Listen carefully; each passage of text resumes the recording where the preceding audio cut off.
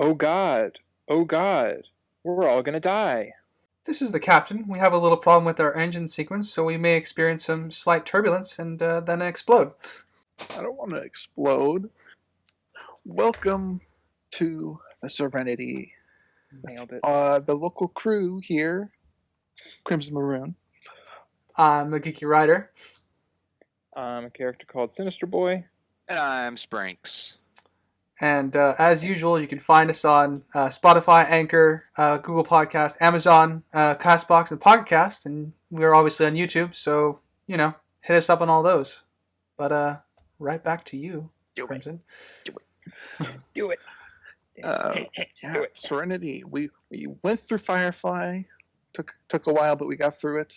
And now the conclusion of the on-screen presence of the crew of Serenity. Because I don't think we're covering the comics, unfortunately. Oh, well. Not anytime soon, anyways. Yeah. I'll give them a shout out. They're good. There we go. The comics are covered. Do I do the stupid question of our history of the franchise? Yeah. I mean, I don't know. I don't think we should. Sprinks, your history with the movie Serenity. Never seen it before. This was my first time. All right, real in depth. All right, Sinister. I definitely when I was looking into this movie before we watched it, I feel like I saw like the poster or like a poster I should say of it at like a Hollywood Video or a Blockbuster years ago, but otherwise I knew absolutely nothing about this movie. Ryder? I've seen this movie several times, but my introduction to this movie was actually through a poster on my old friend's wall. Like, I recognized the characters and got really confused. I'm like, where is this from? And we watched Serenity that night. So that was my first watch. But yeah, I've seen it a couple times. It was great to see it again. Okay, 2 poster talks back to back. Not cool, guys. Okay. Don't worry, mine has nothing to do with posters. I saw it once after my first Firefly watch as a child, as we mentioned in part 1. There were 3 scenes I remembered in it. There was the river fight at the end. Who wouldn't remember that? Malcolm's fight at the end. Who wouldn't remember that? And the doll that was Universe. I don't remember that. The robot. Something a lot of people probably blocked in their minds. Yeah. But we are going with the 5-act structure on this one. We're going from the beginning. Well, I sorry to interrupt, but I think just for clarification, because people are lost on what we're talking about, this is Serenity, the 2005 film by Joss Whedon. The Serenity 2019 film. Yeah, that one's oh boy, not gonna touch that one. That was a choice. Yeah. They couldn't figure that up to this point with the Firefly talk, but thanks for clarifying. We're going from the start to when Kaylee and Jane talked about. I thought we were going to go from like the ending and work our way backwards. We're not Quentin Tarantino. It's not our job. We're going to leave that. Maybe next time I host. Okay, when Quentin Tarantino does it, it's art, but when Nolan does it, it's annoying. Okay, I understand now. Gotcha. I'll throw it to Sprinks first. Got anything in this first act? Oh my gosh. Giving him the softball. First act. Starts off with them doing a job. They already got something in the books. Mm-hmm. So I think that's a familiarity to those who've seen Firefly beforehand to kind of get more into it. And something about it that I really like is they don't beat you over the head with it, but they give enough information to you understand a bit of the world and whatnot to those who haven't seen Firefly, but also not enough where it seems the characters are dumb by repeating themselves. Mm-hmm. Yeah, that's something I think they did very well. In this they definitely balance that to a very good degree. Yeah, there's no, hey, Kaylee, last name, you're the engineer of Firefly. How long have you been in the... There's none of that. Thankfully. Yeah, we get everyone doing their job during the walkthrough of the ship, and I thought that was excellent. Yeah. I think it would have my personal opinion. I think they probably, hindsight 2020, they probably should have done something a bit more over the, like over the top, like, hit you over the head with like information kind of thing. But but just because we're coming from the point of view of like we've already seen the show, so obviously, that would be awful. It is an interesting juxtaposition, I guess, of two opposing ways to do a series-based movie. They do a lot here. Right? The very first scene is Child River and the teacher pretty much talking about the world of Firefly with the Alliance and the war with the brown coats, the Outer Worlds, all that, all getting covered in the Reavers in the first couple minutes. And then we get more Alliance lore, I guess, with the heist itself. And we get that one long shot on Serenity covering each person and their personality type. Mm-hmm. Yeah, it's good. Jane, nobody. I got one. I thought that just because it's been a while since I've watched this back to back. The CGI of the ship has to be said is so good. Oh yeah, it's like it's not even like a step up. It's like a whole ladder up or something in comparison to the show. Yeah, it's like an entire generation of computer graphics was born. It's like going from the Star Wars prequels to like something better. Very descriptive. I know. Very great analogy. 100%. Nailed it. It's like going from like Starship Troopers to freaking Dune. Yeah, there you go. It's like going from Dune 1985 to Dune 2020. Okay. Yeah, that's probably a good example. But yeah, I think the visuals in this look really good and stand out today for the most part. The Reaver chase after the heist is probably the worst looking bit, I think. Yeah, but there's so much going on in that scene. It's kind of like I'm okay that looks a little shitty. They do enough practical to kind of convince you otherwise, or to keep your eyes off of it. But yeah, I would agree that's probably the worst of it. As long as it looks good by itself for the most part, and as long as there's not like 30, 40 other ships around, I'm okay with it. That's more important. Mm-hmm. I like what the heist entailed. They described everything, so we understand what they were robbing. There was a little fake out though.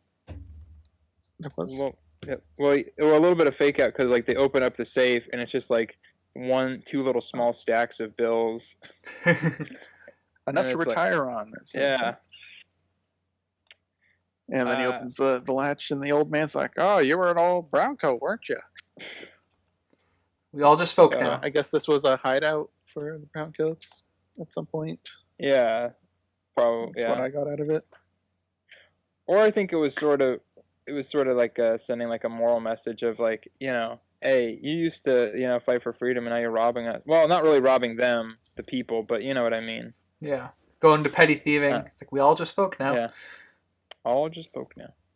I will say I appreciated because I'm not a huge history guy, but I do like that they made the heist kind of more like Depression era America kind of based, where they're not robbing like the money of like a bunch of like citizens and stuff. They're robbing technically the government specifically, which I'm sure that probably happened also in like the Wild West, but it felt more like a 1930s 1940s gangster bank robbers kind of thing than a Wild West where they just like, oh yeah, I'm just stealing money and I don't care who gets it kind of thing.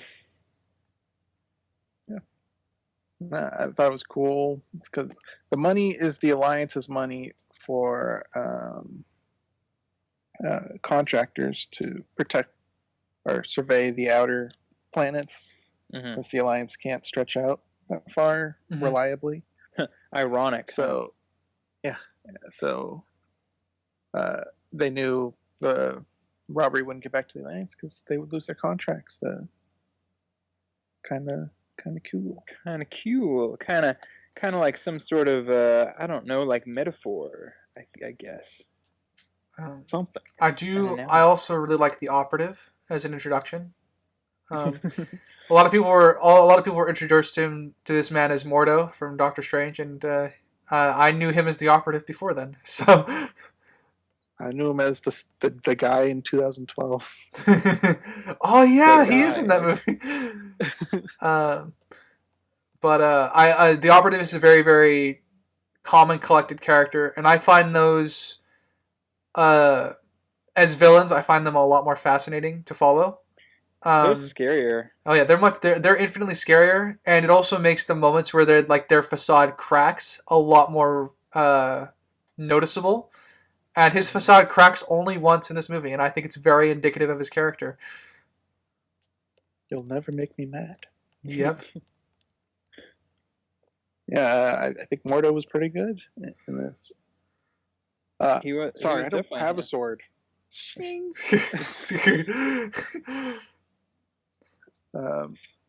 I guess it's jumping ahead right to the end, but regarding the operative, do you think he should have fallen on his sword?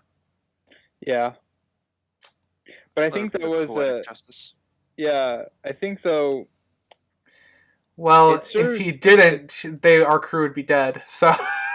Well, Obviously not when he's paralyzed. I mean, yeah, later. yeah. I thought he was going to do it, but I think it serves as more of this kind of moral ambiguity that, kind of that the people that are, not always, but like usually like the people that seem the most devout or, controlled by beliefs or, whatever, whichever form of it you want it to be. But like, but generally those are the people that are least likely to follow it if, they're brought up against it kind of, so by the fact of him not doing what he sort of commanded of everybody else, which, who had technically, quote unquote, failed, and by not falling on his sword, he was just like, yeah, I'm not gonna, obviously I'm not gonna kill myself, like, even though that would be my faith, would tell me to do it, kind of thing. I don't know. There's a lot there to unpack, I guess, that would take longer than my ridiculous ramblings, but Yeah, we went with the redemption for the operative instead of just a full circle for the operative. yeah. I think if he just like followed through with it, it wouldn't feel like it would feel like nothing was really learned or gained from him. It would have just been like, oh, okay, well, yeah, he's just gonna do that. Well, I mean, there would be a way to portray that. Obviously, like if your faith in something that you've devoted your whole life to is a lie, I mean, it would change you a little bit, I think. Yeah. But well, I mean, I almost thought at the end of the whole thing that he was gonna like join up with their crew, but I was like, no, he's kind of done. I think too much like fucked up stuff to be like, oh yeah, we're cool around you, dude. Yeah, no problem, man. You just Yeah, get he would not. He would not Yeah. sleep safely aboard that ship with Mal there. No. Well, Mal said if he was going to kill anyone, they'd have a gun and would be facing each other. He said that to Simon. Well, He doesn't that's kill people in Simon. their sleep. Yeah. But River, maybe. River's a whole different story. Whole different thing. But yeah, I don't know. It was an interesting thing, I guess, to have that sort of moment where he kind of didn't follow his own code, where he had failed and he didn't follow sword.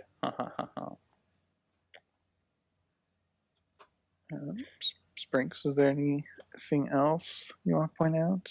Yeah, I have a question, and hopefully my memory's correct when I say all this. Do you think it strengthens or weakens the operator's character that the scene where the guy with the quote-unquote striped tie gets impaled with the sword and he has his introduction is taking place before the Firefly show?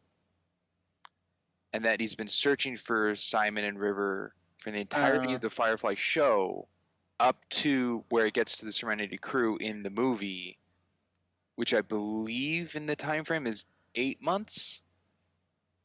Well, I don't we think don't know when. Yeah, that Yeah, we sword don't- bit takes place. Yeah. 'Cause, Oh. he kills him, and then he tells the lady, "I got a lot to do," and then he walks into the camera, and we kind of leave that situation. Okay, but the whole security part of Um, Simon and River leaving is Yeah, that was the Yeah. movie. yeah. Okay. That Yeah, was that's- before the show. The operative stuff could take place before the show, and it's not that because they've been. I'm assuming we'll get there. The subliminal messaging that's going out to try and flush River out, that could have been going on for a long while, because it's not like they take River into bars with a bunch of TV shows regularly. So honestly, it could take place before the show. But to me, it does. It weakens the world building of the Alliance if this is happening just now after the show. I think it strengthens his character, as you say, Sprinks, if this is, and the presence of the Alliance if it's before. Okay. Yeah, I mean, if it is before, like Shepard said, they don't want any record of this. They don't want anyone knowing, so the audience wouldn't really know through the show either. Yeah, we Yeah. wouldn't know, and also there was no River, I don't think, was ever in a bar with a presentation where the message was playing either. So Yeah, she's only been on World a few times, and most of those times I think they were they were on the more fairly, rustic side of yeah. the Rim Worlds. they were in the Western side instead of the steampunk side. Yeah. Poor bodyguards, though, they didn't really deserve to die in that room. For that one guy screw up, Yeah, Yeah, stabs but, them both. yeah, but Did No that witnesses. one guy's gun go off in his jacket It did. on its own, or did he shoot himself because his hand was over it? Gonna Did go he with have shoot a himself. mechanism, or did the sword cause it to go off? I couldn't tell. yes. It was a hesitation. Yeah, it went off after he got stabbed, so I'm gonna go with he pulled the trigger. Yeah, he probably went to That's grab weird. it, and then as soon as he he got stabbed, and then it was like a muscle reaction where he shot himself, I guess, or shot the gun. and we You do also crazy we stuff also when you do get we also stabbed. do have a setup with the pressure points in this scene as well. Yeah, the pressure points. Which is pretty cool. I have no idea how even close to reality that is, but it was still cool. I mean, is that real? I mean, there are I mean, nerves I'm sure everywhere in there's your pressure body, points that can so affect you. I don't think it could paralyze you to that extent, just punching it like that. But Well, in the papers when the movie came out, it was supposedly a lot of people going around town doing it to each other. So Yeah, not that's true. why they couldn't get a second or third movie. Everybody just started punching each other in the back lower And side. they really should have done it to the producers. That's what would have gotten us another one. get all the people doing the Vulcan pinches and the Serenity kidney punch. Well, I know for a fact the Vulcan nerve pinch, that's not real, but that other one, I'm not sure. why, you ever met a Vulcan before? No, but I'm pretty sure I'm pretty sure I read somewhere where somebody was like, "Yeah, that wasn't real. We just made that up," and then pretty sure. I'm sure it'd work. It'd work. I definitely didn't test that at school or anything as a kid. You did though. I did. But yeah, I don't know how real that is, but it's all like In that. this universe, it works. Yeah, And it's all that kung fu, kind of like the pressure point. it's an archetype that I think fits. Mm-hmm. This is an honorable death, a good death. Yes, getting freaking paralyzed to fall on a sword is a very honorable way to go. Yeah, it's some people, they get shot in line of duty. Some people, go into a burning building to save some people, and then other people get, they get freaking paralyzed to fall on a sword. It happens. It happens. It happens. I'm trying to think. I think this is the first time I've seen Reavers use harpoons, right? First time we see it, it was mentioned once in the pilot. Okay. They grapple onto ships. Okay. Yeah. Then yeah, Whenever. I either way, it's cool. So I thought it was They- very it fits their faction. They just couldn't afford it for the show. Yeah, no, this Couldn't- one they they definitely have a movie budget, even if it's low. Yeah. All of it went to just the CGI ships and paying the cast. I, For the I sets. do wish the Reavers looked a little bit more unique because they kind of just came off of zombies. Yeah, they Like zombie, like I don't. The Reaver wannabe we saw in the show, he had Yeah. like metal parts pulling at his skin and stuff. It It kind of was- looked like the doctor guy in Dead by Daylight, but in here it just looked like zombies with ripped flesh off their faces. I'm just happy they just didn't go like full like what is it the Xenobites or whatever from Hellraiser. I haven't seen it. Well, okay, but yeah, where they just like because it's pain is pleasure, so they all just have like pins in their head and their skins ripped open. Cause that's kind of what it is. Or I'm assuming that's what they're kind of going for with the Cenobites. Cenobites, that's what they're called. Yeah, with the Reavers is like the idea of just kind of body modification to alter their appearance to be monstrous. I think they did a good job with Reavers in the show and the movie in regards to how real of a threat they feel and the suspense of scenes we get around them. Yeah, They do, I agree. they do a good job of keeping it minimalized, so our imagination does most of the work. I think it's good. Yeah, I think they it do a works in couple of favor, cheap jump scares that I don't think would get anybody, but other than that, Hey, they got River. well, that's what they did to give her. That's because he's an emotional like antenna. Pretty much. And that poor lady that just got out of church. I will say, shout out to Glenn Howerton being in this movie and getting shot by Nathan Fillion. Living the dream. What? Yeah. Wait, let me This- on. I saw it and I was like, that's Dennis from It's Always Sunny in Philadelphia, and then I was like, no, it's not. And then finally when he spoke and I see his full face, I was like, oh my god, it's awesome. And then Springs and Crimson were all like, who? What? Yeah. I recognize the guy. I just didn't know where Yeah, he was from. Yeah, you're like the guy from AP Bio? What? Sprinks, you kind of brought it up, so I'll let you talk about it more, but you kind of didn't like the friction, or at least commented on the friction between Simon and Mel here in the beginning. Yeah, It it does. seemed after how long they've been together in Firefly, Mal was a little more aggressive towards Simon. It just seemed Mal was a little more stricter, I guess, in Serenity, kind of as a whole, but towards Simon, then kind of a more understanding or even a little more manipulative to get him to calm down and saying what he wants to hear, kind of thing, to keep being lead rather than just saying, I don't take orders from you, kind of thing. I think though, in regards to that, like the only thing I can think of to sort of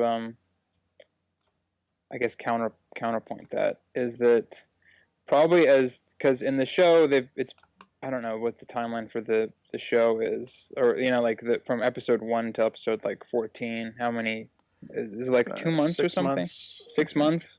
We know they've been on the Serenity at least 8 months here. Yeah, and there's a 2-month skip between the two. Yeah. The only thing I can think of, and this is now with that timeline in mind, it's not as concrete, but is this probably with like the amount of time he was on there, he probably got more comfortable being around the people, which is one thing, and then he kind of got more attitude, or some sense of like, because he is kind of an affluent and he is used to, and he was a doctor, so he was a leader, and in a sense of where he came from and everything. So obviously if you have like two alphas in one situation together, they're going to butt heads.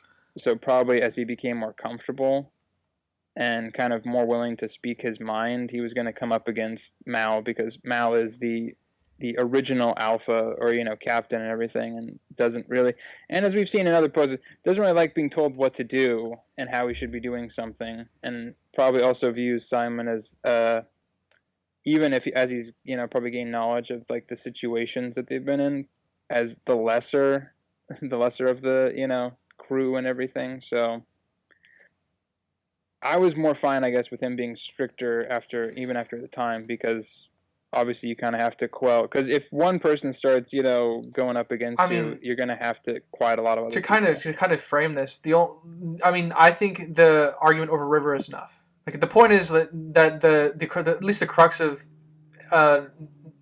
Mal being strict here is that he's bringing River on the job regardless of what Simon thinks, because it's time to her pull her own weight. Like she is clearly more cognizant, as we see in the show. Like she's interacting with the crew a lot more. They care about her, so she's going to help them on the job because she's physically capable of doing that now. So I think that's where a lot of the resentment comes from Simon, and I think that resentment's enough to kind of push Mal into being stricter towards him.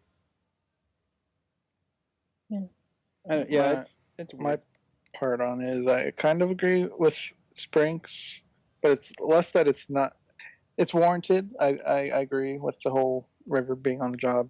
It makes sense. I think it's just jarring because the last we saw them, they were actually doing all right. I definitely agree that going from Firelight to this, there are a few things that stand out as jarring, just because we've clearly missed some time with them. Mm-hmm. So we don't know why they're butting heads as much as they are. Yeah, so we start jumping in with an argument right off the bat, which is something we didn't see leaving them in the show. So I think it makes sense. It's just jarring, which I don't know if that's the best choice to start a first view. Like if this was the first time watching these characters, we didn't watch the show Firefly, I wouldn't have been able to tell that they were cordial with each other at one point. It would seem like they're always just mad at each other. I mean, from a first introduction standpoint, if this is your introduction, you'd get that they butt heads, but they make do with each other because they operate differently, kind of. So yeah. For the most part, I think it's. I mean, it is. I'm not gonna say it's not jarring because it was jarring for me, but I think it works well enough where it's not. It makes enough sense where if you've seen the show and this, or back to back, it's a little off-putting, but it still feels like rooted in some level of connection. It's not a dissonance, I guess. And Simon punches him at the end of dude, that was awesome. He should have done that through the whole movie. I don't think he would have been breathing for much longer if he kept doing that. Dude, release the Simon punch cut, okay? Where every scene ends with Simon punching Mal. I guess anyone else got anything for Act 1? One of my favorite funny moments, I guess, is Password and Jane just cocks his gun and shoots. Yeah, that's classic. That was probably one of the most Jane things. Yeah. Oh, my damn squeaky chair. I'm a little sad we didn't get too many Janeisms in this, unfortunately. I thought we got enough. There was like a couple that were probably some of his best. I don't know. I don't really. There was at the fight at the end. There's like, do you really think we're all going to make? He's like, well, I would like to think I could, or something along those lines. I don't know. Just weren't much to the higher quality as the show, I guess, for me. Mm-hmm. I don't know. I felt like anytime there was a Janeism, I thought it was up there with some of the better ones. But that's just me. I'm not the Jane head. I'll say this: they're spaced out a lot more. Mm-hmm. Hugh's not as, because the show doesn't have time to focus in on him because it's a movie. They are a little toned down, but I still love him. This movie does feel a little different from the show. In regards to how serious this is. This is a lot more serious than the show was. A lot less funny. Very few jokes, yeah. Still feels like Firefly and still has the identity, but it's definitely a different ratio. Crimson Crimson called me out when I said, yeah, I like this episode. He was like, episode, huh? And I'm like, yeah. I actually told him today before we started the podcast. I actually like the movie a lot because it just reminds me of a longer episode. It's what it feels like to me. Mm. Pilot was an hour and a half. Yeah, the pilot, yeah. Of itself. I think the pilot was not as good as this in quality. I'm not saying written wise. No, I'm just yeah. Oh yeah, I liked again just bringing it back to kind of where we started from. Because they had to do a lot of catch up, because obviously it'd been about 3-4 years since the show aired, and obviously that had not been the most watched thing in the world, so they kind of had to. I think they did the best they could. I don't really. Like I said, it's a hard thing because you either have to do either too much or you have to do too little. It's really hard to balance it, and I think they did probably as close as you're probably going to get to fitting in like 14 episodes worth of information in the first 5 or 10 minutes. Yeah, that writers did a good job condensing, that's for sure. Because I mean, even if I didn't watch the show, I still would have gotten a lot of the emotional kind of arcing of the characters and stuff, and all that is. So I'll give them credit for that they did a good job connecting them, even though there was a lot and a lot against them. They did a good job. Anyone else got anything to bring up? For this act, right. I don't think so. Okay. One. Oh. Really? All right, Act 2. They land on Beaumont planet where Simon and River are about to get dropped off, and ends with the talk with Shepard and Mal. And Mal. Sinister, do you have anything you want to bring up first? Well, yeah. Simon wants to leave, so he punches Mal in the face. No. I guess I'll feed this out as a question. Did you guys at all think that there was any chance of them surviving if they left the ship? I mean, granted, you could story-wise, obviously they wouldn't, but Oh, you mean I was with River Kaylee. and Simon leave the ship? Yeah. Kaylee was convinced that they wouldn't last very long outside the ship. I'm in agreement. Yeah, I would have probably put a timer on them, maybe a month at most, but that's not really a long time in terms of living. So yeah, because we are shown that River has some skills. They're not very consistent with her level of mental lucidity. Yeah, this is the most lucid that we've not lucid. This is the most cognizant we've seen her. Yeah, it's pretty true. I think another thing. This is kind of just an overarching. This isn't just for this act, but it happens in this act. So I'm going to talk about it, and if you try to stop me, I'm just going to go la la la la la. But I enjoyed that the fight choreography was a lot better in this movie. 100%. Oh yeah, I actually think the fighting is pretty well choreographed for 95% of it. Yeah, which is a good thing. I think the 5% left over is still a little bit of a Nathan Fillion, but no, the 5% left over is more of the gimmicks that are a little overplayed. Just your Star Trek. The classic gaming, the classic gaming mechanic where you can parry 3 attackers at once, kind of thing. Yeah, the unlikelihood of it. Yeah. That's true. Yeah, it's a freaking I was gonna look into who choreographed it because it was pretty good. It's probably one of the same 6 people that choreograph most movies, but yeah, I'm not sure on that. I do know the camera woman for this was a dancer and was in charge of where the camera moves during the fight scenes.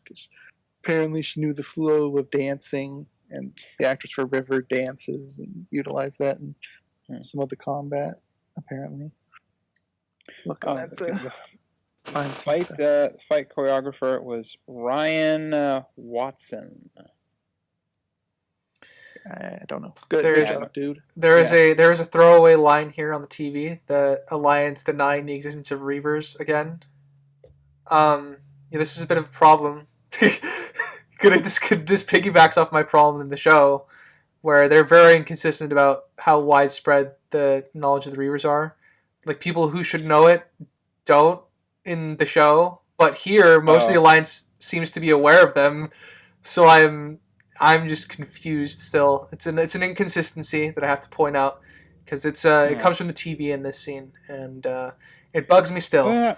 They're not real. It's a made up. It's a child story. Yeah, the only thing I could think of was the Parliament was trying to keep the Alliance's connection to the Reavers hush hush. So, well, I mean, yeah, keeping it as ambiguous as possible. Like, it's not the propaganda stuff I buy, but the problem is it's inconsistent with like the people that need to know don't know. Like in the show, because one of the issues that I took in the show is that the captain doesn't know. The guy who's leading essentially their aircraft carrier in the rim didn't believe that they existed at all, which is a bit of a problem considering that's where he's patrolling. An equivalent to this would be, we send the United States Navy to the Eastern Pacific, and they don't know anything about Russia or China. That would be an equivalent. It's very problematic that you don't inform them.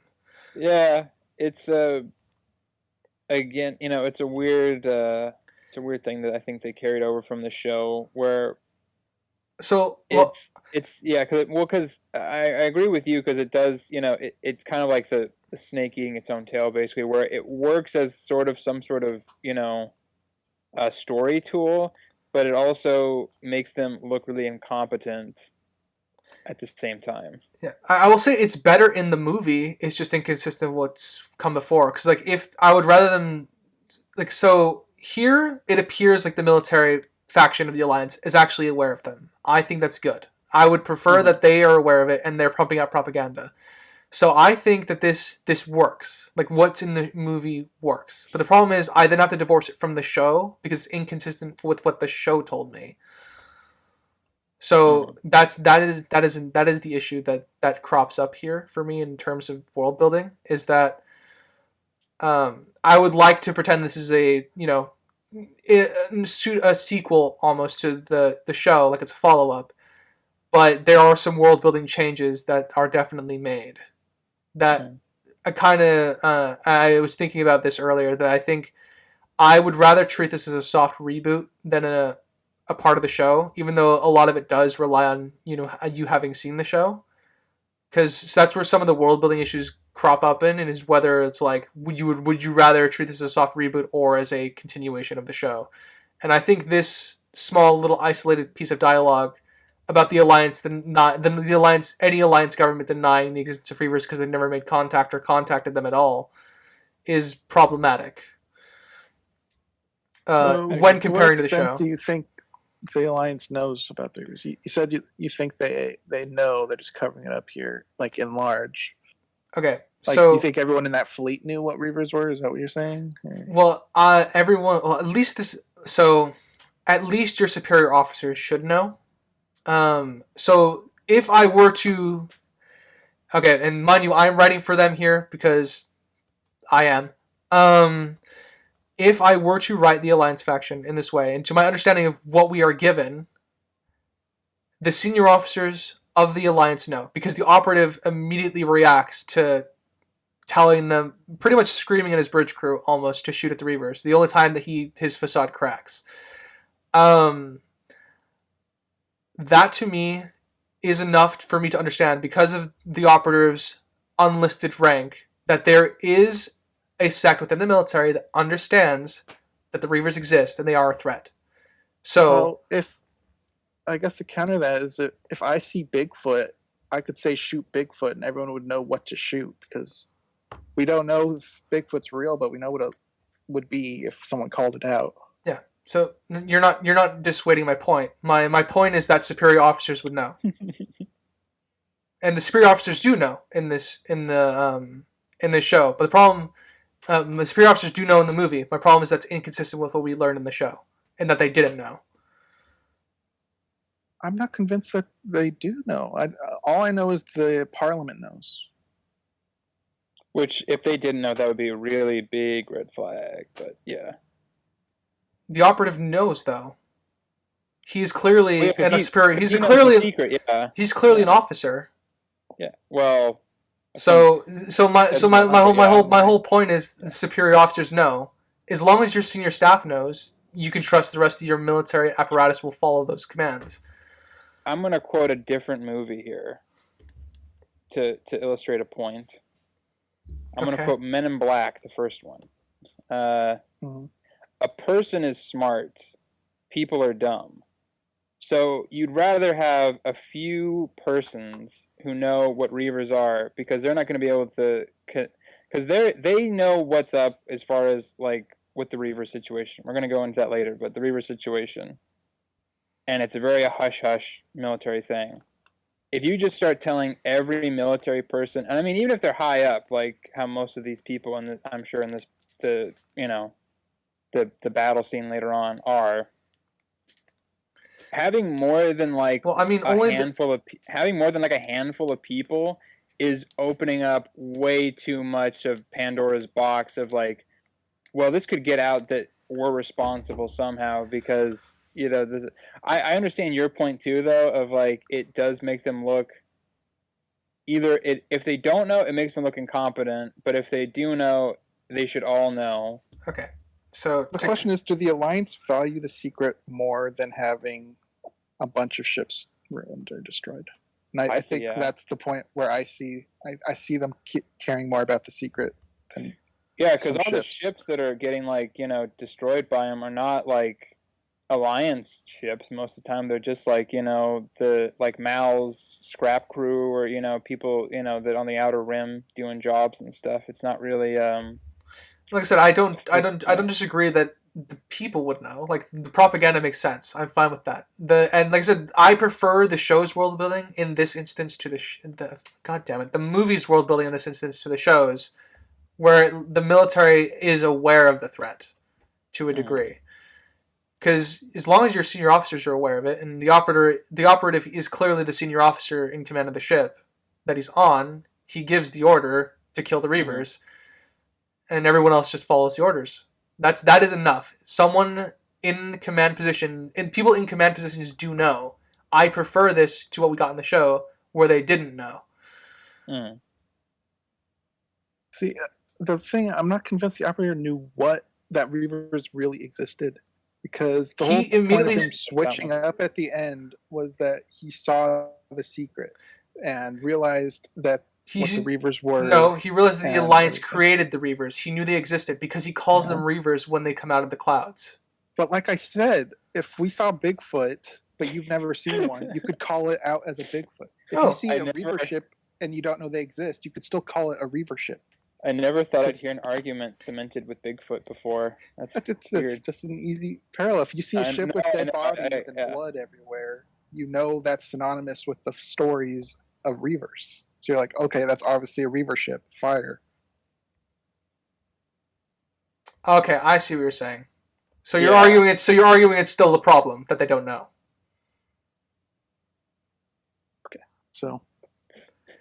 No. In terms of the Parliament, too far in. Come on. In terms of the Parliament, I think they don't care. I think they care more about the secret than letting their higher ups know anything and potential leaks. Yeah, because if it got out that like they caused it, somehow they look incompetent and they look like they are not actually in charge. Yeah. The whole conflict of this movie is the secret going out and delivering a massive blow to the Alliance. As you said, they're still around, but it was a massive blow. So I'm totally willing to believe that they're fine letting people die just to keep the secret, even if it doesn't make strategic sense. That's what I get off the Alliance anyways. Okay. I don't really have anything more to say. We can move on. we're gonna stable this as an agree to disagree. Okay. Like I said, I think the reason I prefer my interpretation, I'll go with this now, is because of the operative's reaction. The fact that he is so calm and collected throughout the entire movie, except for this one scene where the Reavers show up. I think I prefer that their senior officers do know, because that changes his reaction to a degree that it affects him more. Like, so the secret, at least how I interpret it, was that he knows about the Reavers because, I mean, okay, so there's a scene where he's talking with Mal, like, of course you're human, you of course this affects you, like, the death of Book and everyone else because you're not a Reaver and stuff like that. Yes, that can attribute to fairy tales from your interpretation. Fine. I prefer that he is more than aware of the faction itself, so they're not legends to him. Because it then changes his reaction, who's someone who's been calm and collected. It means more that he reacted so viscerally to the Reaver fleet showing up.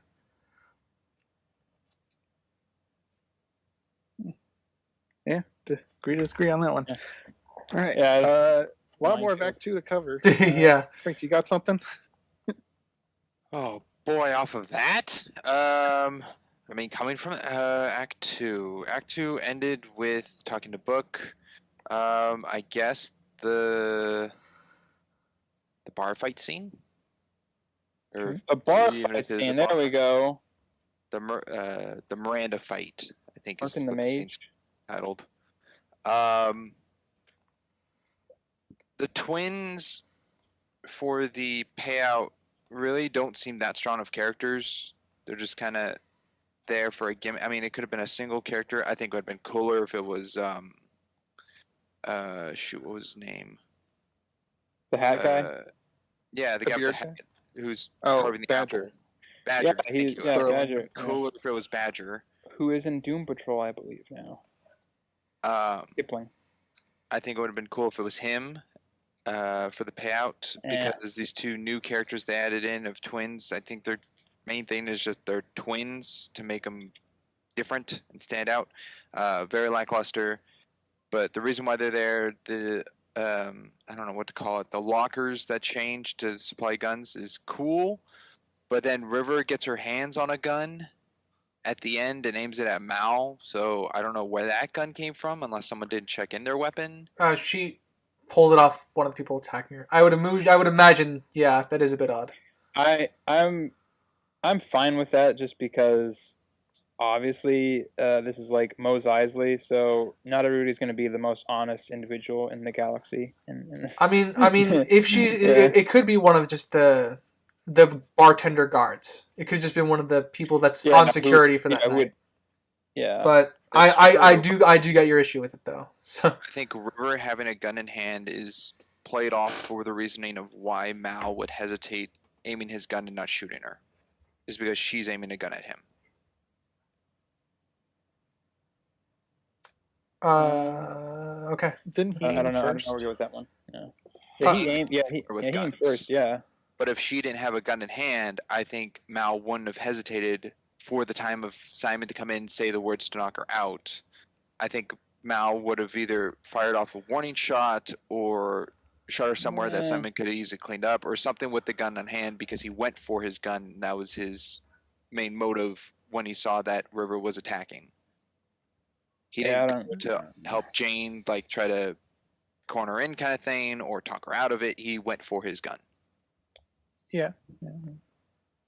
I don't know, if I was a soldier and I knew that, and I just watched the lady beat up like 20 people, I'd be like, yeah, fuck this. I'm not going to use my fucking hands. I'm going to get a gun. Well, yeah, same thing. Yeah. Same. Yeah. Well, it's true, but knowing Mal, I don't think he would have taken the gun and gone straight for a headshot. And it's like, sorry, Simon, we'll talk about it later. I think, a warning. Sinister, do you think he would have had the intention to kill River? Yeah, I think. Well, yeah, I think so, because because based on just how he not but like how he paused. I think he, or right, or and especially his expression after she, the safe word or whatever got uttered. He had, he kind of looked like he was like questioning himself of like if that was the right call that he just made, or if it was something that he that was just my takeaway from it. I just thought he kind of left that situation with more questions about his own morality and where he was at than he would normally have. Because he has been shown to be kind of like a shoot first, kind of ask questions later from time to time. Not saying all the time, but So I think maybe he realized in this situation that he made the wrong call, or he was going to make the wrong call, and he kind of had to, figure out whether Wrong call to shoot her? Yeah. Caused his hesitation? Yeah. Okay. So yeah, I if it do was think Rando, I totally think he would have shot them. But Yeah. obviously, since it was River, not. And he had this whole thing questioning himself about like, why did I bring her in? People asked, or Jane asked, why did we have River still on here? There's a lot of questioning why he did what he did by not shooting her. I think it's in character for him not to shoot her, obviously. Well, yeah, I think if he shot her, I'd have been like, okay, well, Mal's out of character. Let's, But I like the juxtaposition of because so far, I mean, through most of the series, he's sort of made the right call, and this is kind of one of the situations where I think he kind of questions himself more of like, was that going to be the right decision to make, or could I have, done something else, kind of situation. Okay. I think it would have been in character to shoot her. I think it would have been out of character to kill her. Yeah, I mean, because I can totally see Mal doing a quippy line of Simon can fix her up on the ship. I don't know. You don't really want to shoot a crew though, even if they're not. Even if you don't think of them. I can see the line. I just don't know if I could see him shooting first, even to wound or whatever. Yeah, I in think regards to a crew member. I will. Okay, I'll walk back a little bit. I'll say, mind you, she's aiming at his head too, so he would not be there to make the quippy lines. Yeah, so well, I don't know if her having a gun. I think the original question here is if she didn't have a gun, what would Mal do?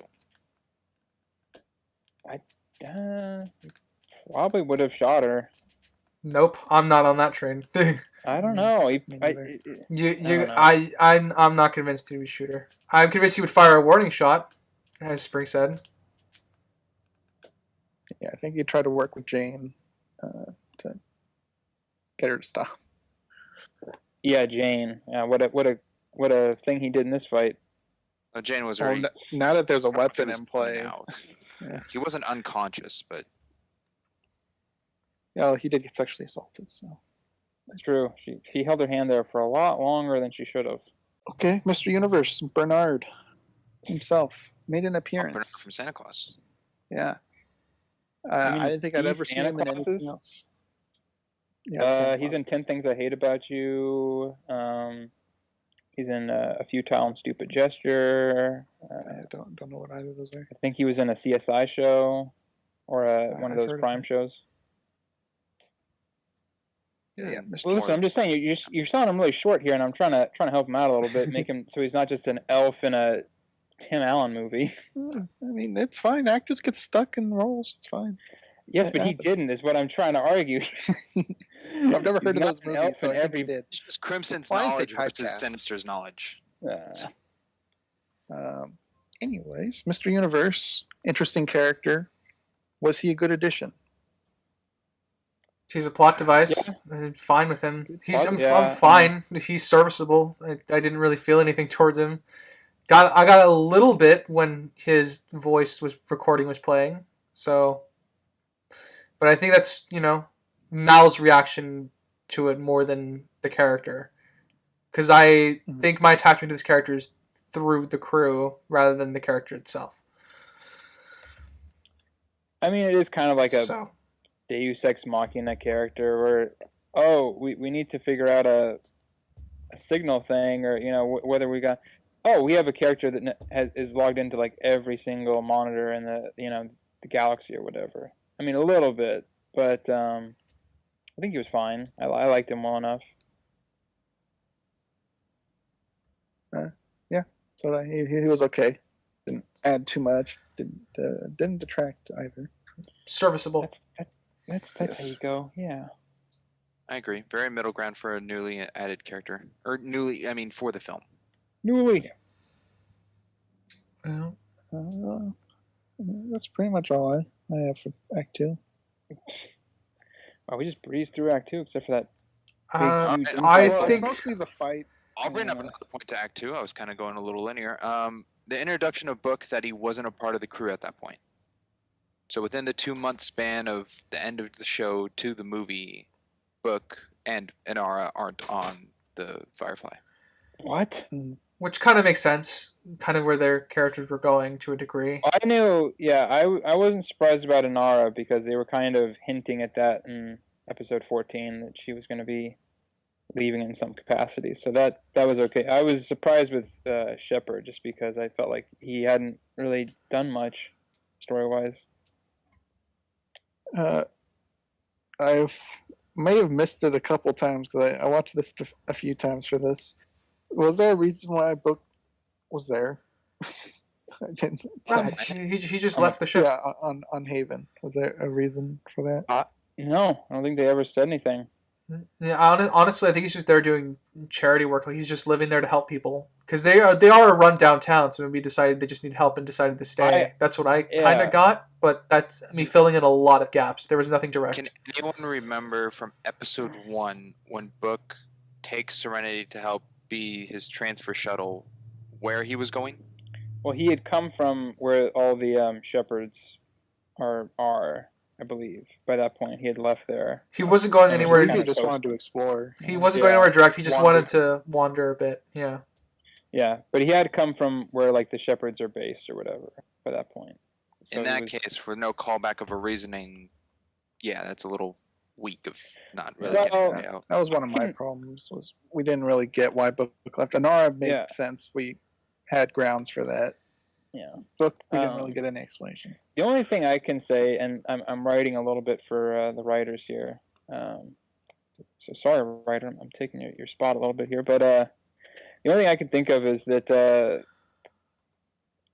because through most of it, granted without like the exception of like the moments where it's like, oh, what did he do before he was a shepherd kind of situations, he doesn't really add a lot to or kind of contribute a lot to the the crew on Serenity, with the exception of a few choice moments and that kind of thing. So I can kind of see him just being like, this isn't really the place for me, or whatever, that kind of thing, and just kind of like, what, I think I need to, I'm going to try to create like a colony, like a shepherd colony or something, but for the people that are affected, when we go places or whatever, that kind of thing. I can kind of see that being, a more subtle use or a more, a greater use of his abilities, that sort of thing. Definitely writing for them. So. Yeah, I'm not. Yeah, like I said, I'm not. That nothing is concrete given to that regard. But as far as like his character arc trajectory, that makes the most sense to me. I didn't look into it, but I do know it was covered in the comics why he left. I should have looked canon. Not canon. You can't bring it up. It wasn't in the movie. So I was just about to ask how much of the comics is canonical to the world of Firefly and Serenity. All of it, but not any of it. Yeah, at least they have the first run. I think they've done 2 comic runs. I don't know about the second one. They're all miniseries though. They're not like long running. Yeah, to preserve the story of it, I guess, or something, or preserve the artistic integrity. You be the judge of that. It's a little. Go ahead. I was gonna say it's a little convenient that Doc was taught a safe word for River. Well, it's amazing that they knew that the people that he helped, that he worked with to help rescue her, knew what it was. Yeah, it's like I said, it's a little convenient. It facilitates enough, but I did find it a bit convenient. It's not a huge issue, just gonna note it. Yeah, I mean, I agree. That was something that stuck out for me. I was kind of like, okay, well, he knew like absolutely nothing about what they did to her. Yeah, and now it's changed a little bit that he clearly knows more than what he let on in the show. So that's why I said I don't know whether to treat this as a soft reboot sometimes, because that's one of the things that would fall under it. Granted, I'm not as versed, but I feel like this feels like a mix between like a soft reboot and a continuation. I think that was like the best way to find a middle ground here. That's my opinion. Yeah, they had a lot of ground to cover, so they had to make some shortcuts. I'm sure if I don't even know if they'd have a safe word in the show if the show just kept going. Because I don't know. Do you think it would have been implemented in the show? Like maybe when she had the gun, when she thought it was a stick, I think he would have used it there. Yeah, maybe. Yeah. See, that's the. I mean, it would be like, useful in that Simon would train her with it. Like it'd be part of like her therapy. That'd be something that they would do. I can see that becoming a facet of the show eventually, but it would, be a journey to get there. Yeah, just the fact that there's several moments not several. There's a few moments in the show where that would have been probably pretty necessary to use, and it's not in there. It's a little, again, like writer said, it's a little convenient, but I'm fine with it. I feel like it would have fit in the show at some point in time, so I'm not hyper against it, but it is convenient. I do like how Jane is really attacking Mal in this scene, because he's not wrong in this situation. No, yeah. Those are the best arguments. Why are they here? Yeah. We were going to leave them. Yeah. Oh, of course. Now that she's a killer lady, we're going to keep her where we sleep. It's like, oh yeah, you're not wrong. Yeah. I do like the look that Mel and Zoe share after those comments too, because they both know why he didn't. Jane asks, well, why are they still here? And Mel just looks at Zoe. I'm like, well, I think that goes with that connection and conversation they had earlier about leaving that one guy behind, and they didn't leave people behind in the war and all that. Maybe that's why they lost. Yeah. We'll never know. To quote Mal.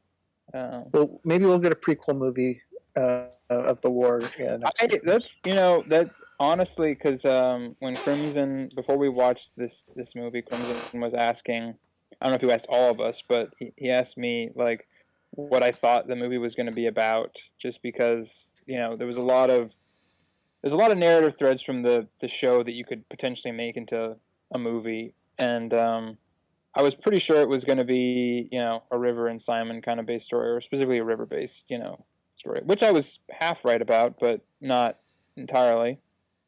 But the more and more they kind of showed like little glimpses of it, or and especially later in the show, I really want to see kind of like a war, or like more of the war, because that was such a, I think, distinct part of a lot of the background of the stories was all based in the Browncoats versus the Alliance. So I would like to see some sort of prequel. We're not going to get it now, but I would have liked to have seen it. And then I guess the last thing I got is when Simon and River were talking, and River was like panicking and all that. Yeah. She's like, "Old man drowning in blood. I don't know what I'm saying." And I'm like, is that foreshadowing to Book? Yeah, I think so. Could be. We won't know. We haven't gotten there yet. We haven't seen the movie all the way yet. Is that at the end of the act? Someone got anything else? I like the conversation between Mel and Book. I like the distinction between belief and being separated from religion. I like that. I like that particular philosophicalness about their conversation. Like, see, the conversation they have here is kind of what I would have wanted from the two of them when the show continued. But I'm kind of happy I got a little bit of that promise here. Yeah, because I feel like but a good amount of like kind of when they would have a sort of a philosophical discussion, it would kind of just turn into sort of Mal being, ironic, or like pointing out the fallacies of it more than like kind of trying to find the deeper meaning in it. So I'm glad we got at least a little bit of that in here. I agree. Yeah. I'd be like, oh man, I was like, one of these days you're gonna have to tell me your story. He's like, no, I don't. No, I don't. And then I said, read my books. They're all out there. Yeah. Sprinks, did you have anything else to say? No, I did not. On to Act 3 then. We get the Trio. Inara call / operative going to her, I guess. Oh, she's in this movie. And then the operative on call with Malcolm talking about killing kids. That's the end. Whoa, 2 video calls back to back? Yeah. Sprinks, we'll start with you again. Oh. Where do I start with this one? The operative and Mal definitely had a lengthy conversation in Inara's like room, which to me, I don't know if that's the. I mean, the operative really wanted to state, working for the Alliance, what he was doing, what he was going with, telling Mal how he'll lose, yada yada yada, and Mal was listening, trying to find what I'd guess is weakness or a point or a course of action or something. Given a lot of time for Inara to do something, the crew to continue doing something. It was a weird way of stalling that didn't feel like stalling at all, because it's hard to describe. It's not a pointless scene, but it's a scene where everything else in the background seemed to have strengthened from it, of the operative being, I guess, a little more full of himself to get the point across of what's going to happen. Well, I don't know if the operative is full of himself. He wanted to resolve it as peacefully as possible. At least that's the interpretation I walked away with. But yeah, I he mean, why do the work is if you very can just convince prideful. him, yeah. Sure. Yeah.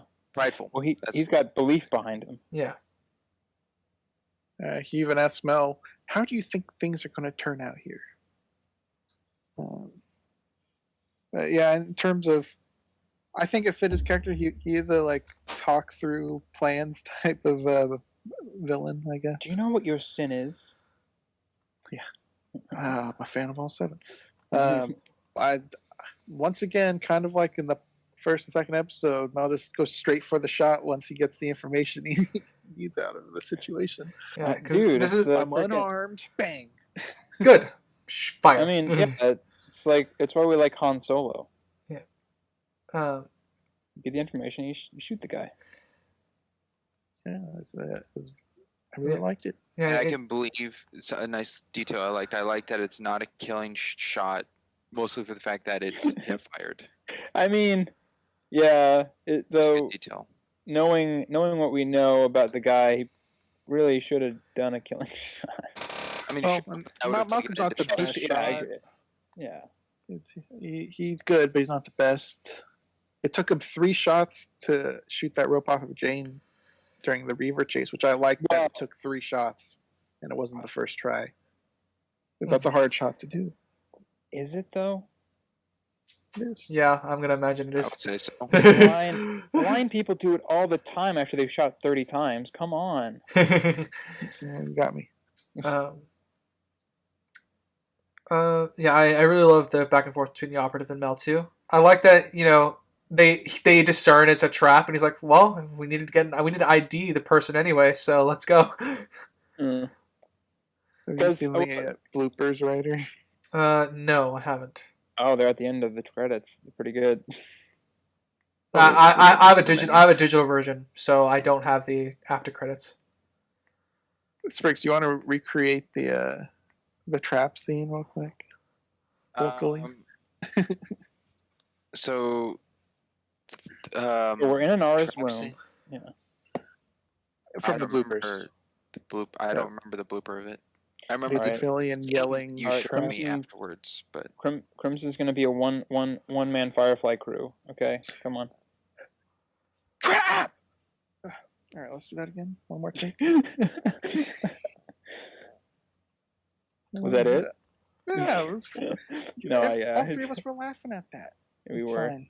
It's fine. I guess you have to see it to understand it. No, I was intentionally making you look bad. I'm sorry. It was funny. Oh, I don't need that. I do it myself. Something else? Somebody?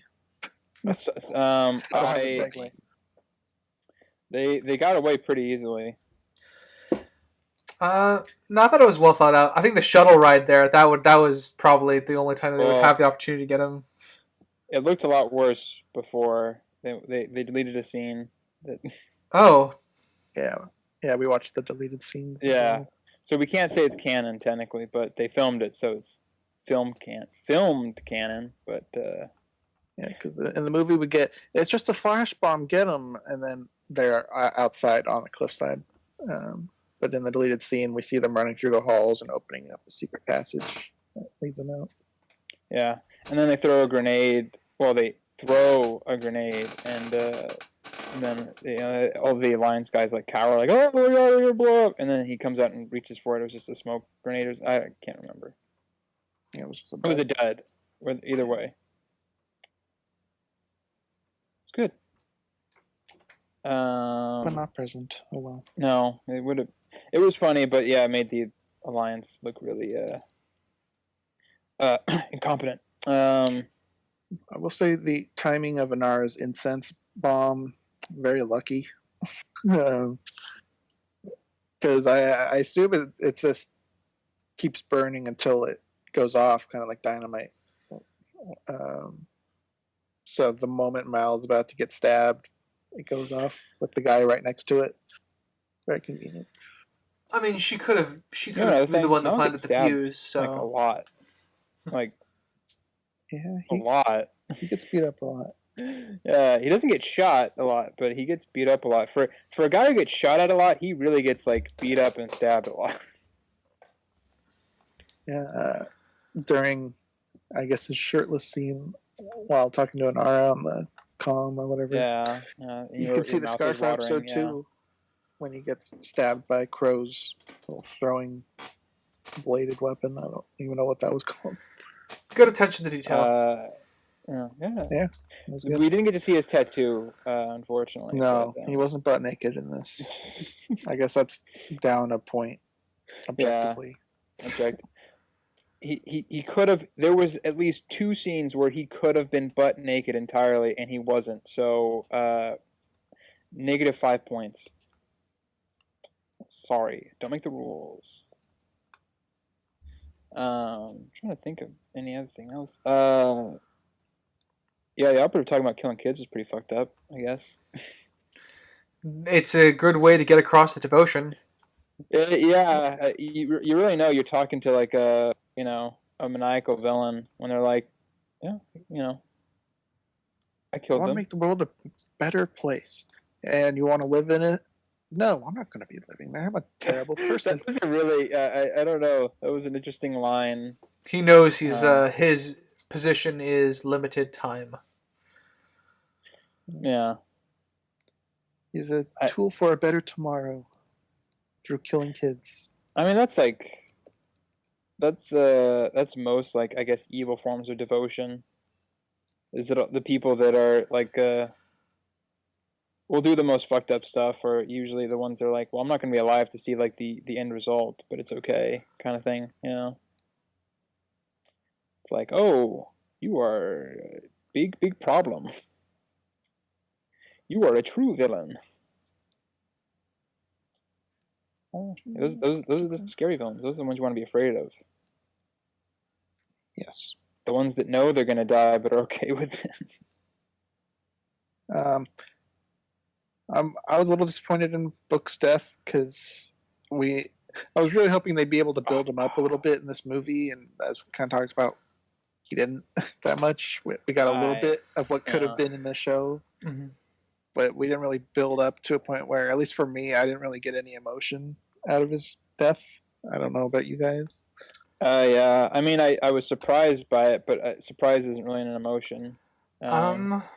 I think most of my emotions came from the actors rather than the because I think their exchanges in character. I just wish that I saw the history because like the scene is portrayed like that they have a very long history together. Like they have a history together. But the problem is I feel like I missed it. So I think it's a good job does a good job implying history. So I still got emotional, but it didn't like tug at I didn't cry. So like it was. You didn't cry? Yeah.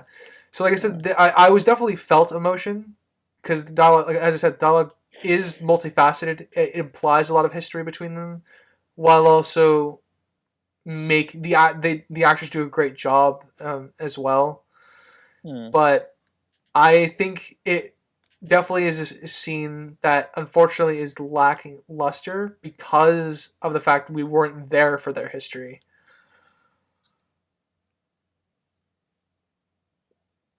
Yeah. Springs, you brought up a amusing comment while we were watching Book's death. You recall what it was? I do not. Well, I connected it to Uncle Ben dying in Sam Raimi's Spider-Man movie.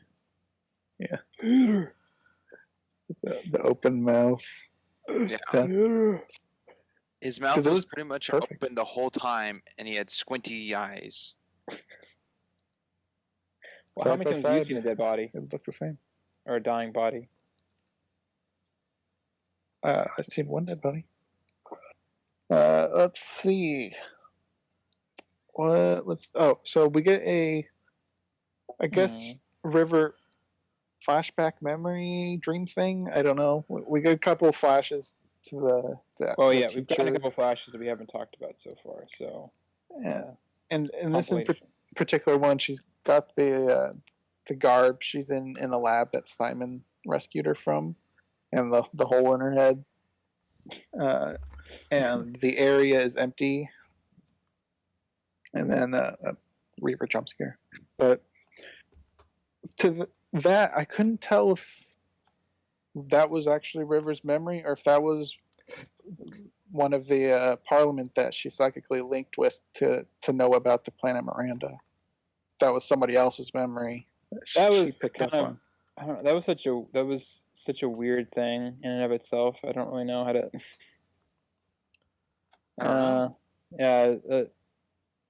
Again, her powers are not defined well, so I don't know how to read that.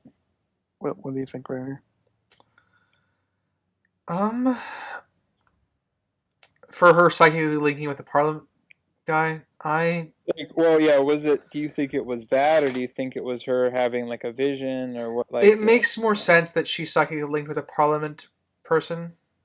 At least in my head, with the story as I understand it to be, because she's already has some sense of sight, but she can also hear people's thoughts. So, she could sense the person about to pull out a gun during the heist. So we know something's off about her, and we have that similar situations in the show. So I think psychic link is probably the best understanding of that. Yeah, because we get operatives saying, put a psychic in a room with high members of Parliament, blah, blah, blah, all that. We get River saying, these memories aren't mine. I think she said with this Simon talk. Miranda. Obviously, I don't think she could have been on the planet Miranda because she was raised with Simon.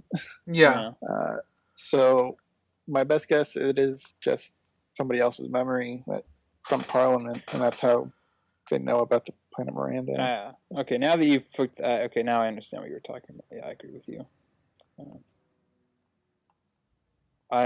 We get a good face from River though when she talks about Miranda. Someone's like, "Are you Miranda?" What? You really think that of me? You think that of me? Yeah. And I mean, it's to be fair, it's a reasonable question to ask. Yeah. I mean, if somebody's mentally disturbed, it's fair. But I do love the snark that River has in her expressions. It's wonderful. I also didn't realize. Maybe it was in the show, and I just kind of spaced. I didn't realize she was supposed to be 17 years old. Yeah, I didn't know that either. But is the other moment where they figure out that Miranda's a planet? Is that in this act? Yes. where Okay. she knocks out Jane and Simon. Yeah, she knocks out. Yeah, because they had her like locked up, and then she. Man, he's like 0 for like 5 with her, huh? Yeah, Jane, he's yeah. not great. Every time Jane's like, I'm gonna go, you know, she's not gonna get one over on me, and then you know ends up knocked out on the floor, incapacitated again. Was that too stupid of Jane to do? Yes.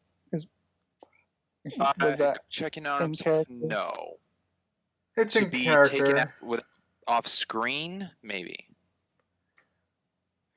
I don't know. I'm 50-50 on it. I because I understand like, oh yeah, well, you know, obviously, you know, he would technically have the advantage because she'd already be like locked up or what, you know, But I don't know if I watch somebody like, you know, go from being, you know, half like, you know, conscious of surroundings to like beating up like 30-40 people in a bar fight and then locked up, I would be like, yeah, I don't really want to deal with that person because I don't know what the hell is going to happen.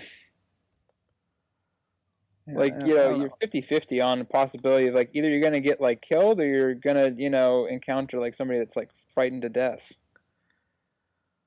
Yeah, I don't I like either feel odds. like it's kind of dumb for Jane, like outside his character, because he, at least I would imagine he's smart enough to think he probably couldn't take her since it hasn't been working out for him. Well, as Yeah. far as he knows, Yeah. she's locked up. So Yeah, well, he's had that conversation where she can kill him with her mind, unless he's forgotten about that. So he's pretty afraid of River, I would imagine at this point. Obviously, I don't think he'd be able, or I don't think he'd be able to take her. And I also feel like this kind of ignores the Mal conversation with Jane in the airlock, where this would be betraying Mal again. I think. yeah, I'd agree with that.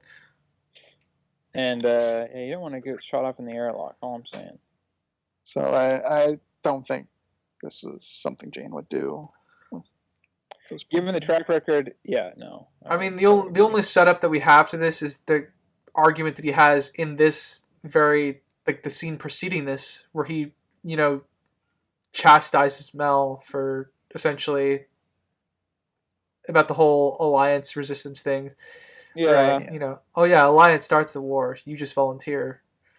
That sort of thing. Yeah, I get what they were trying to do. I just think what happened isn't something Jane would do with what we've seen through the show. And yeah, like, I'm in agreement just because it's Jane sticking too much of his neck out for one specific thing, and obviously, him even if like, you know, best case scenario he was successful and, you know, did whatever he was gonna do, like the repercussions and the pushback afterwards would be so bad that, you know, it would be all pointless. So I don't think he would have realistically.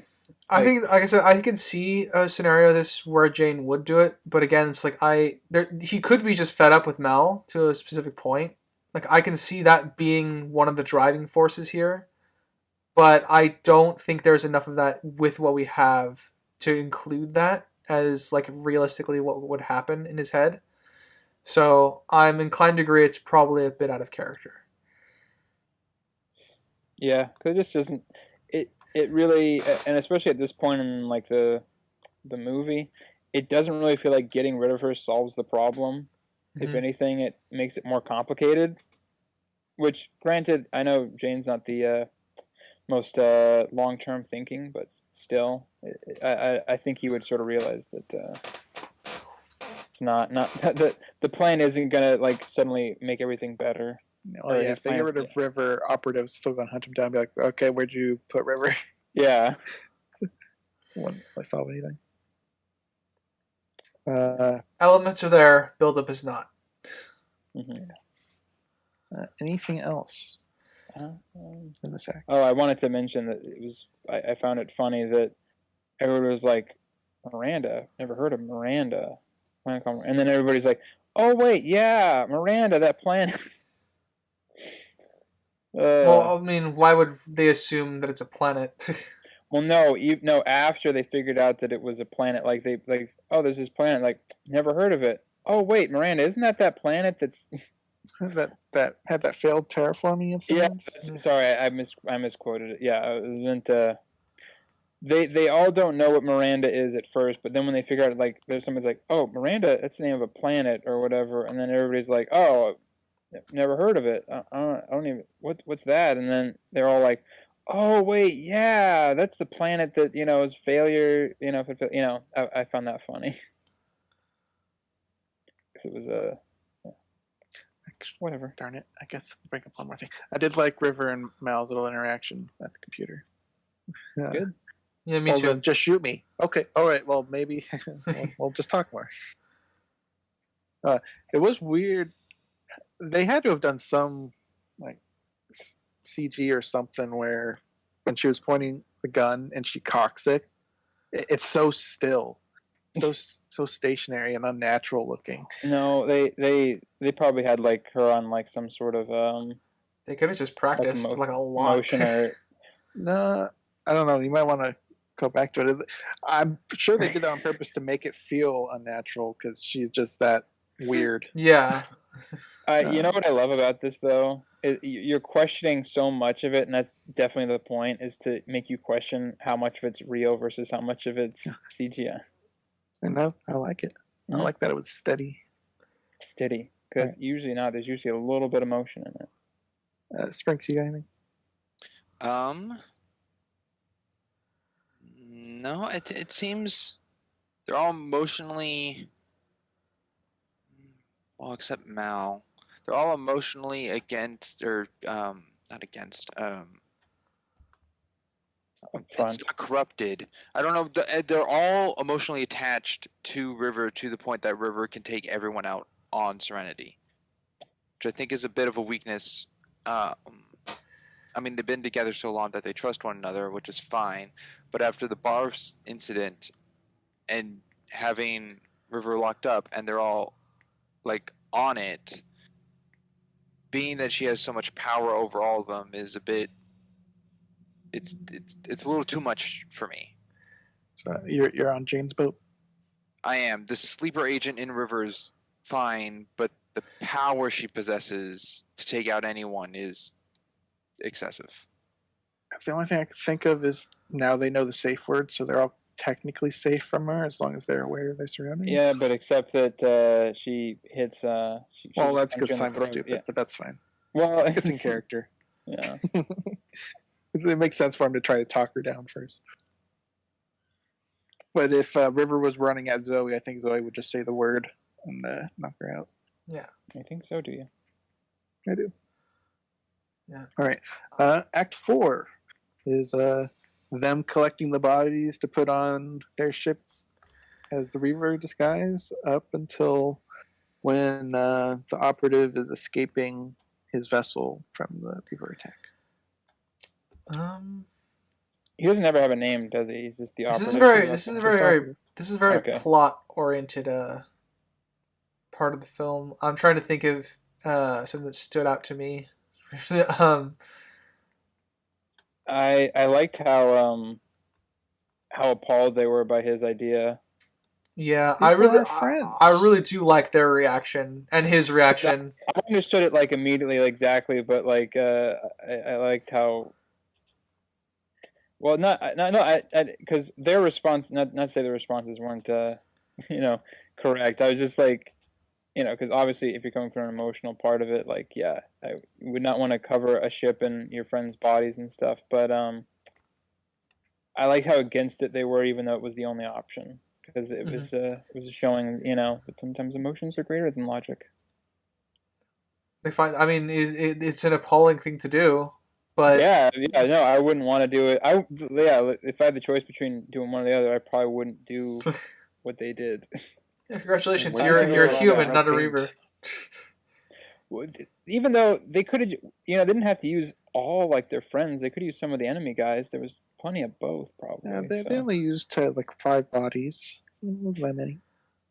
Sure, they didn't use Book's body or the kid. The kid who was super important because we saw him for like. Oh yeah, I cried more at the kid dying than Book. This is of course a lie, but yeah, I imagined it was. There's more emotional impact there as a kid, man. Yeah. He had his whole life ahead of him, and it's gone now. Blink of an eye. I did like. I will just piggybacking off that. I like the detail that as soon as they got into the like space, all the bodies were just bones, and they were burnt up from the Atmo. atmosphere. Yeah, I love that as well. And I like the music that went with that. Went pretty good. Pretty Mhm. good. Went pretty good. Whatever. English language. It's hard. It hard, but me smart. Sprinks, you got something?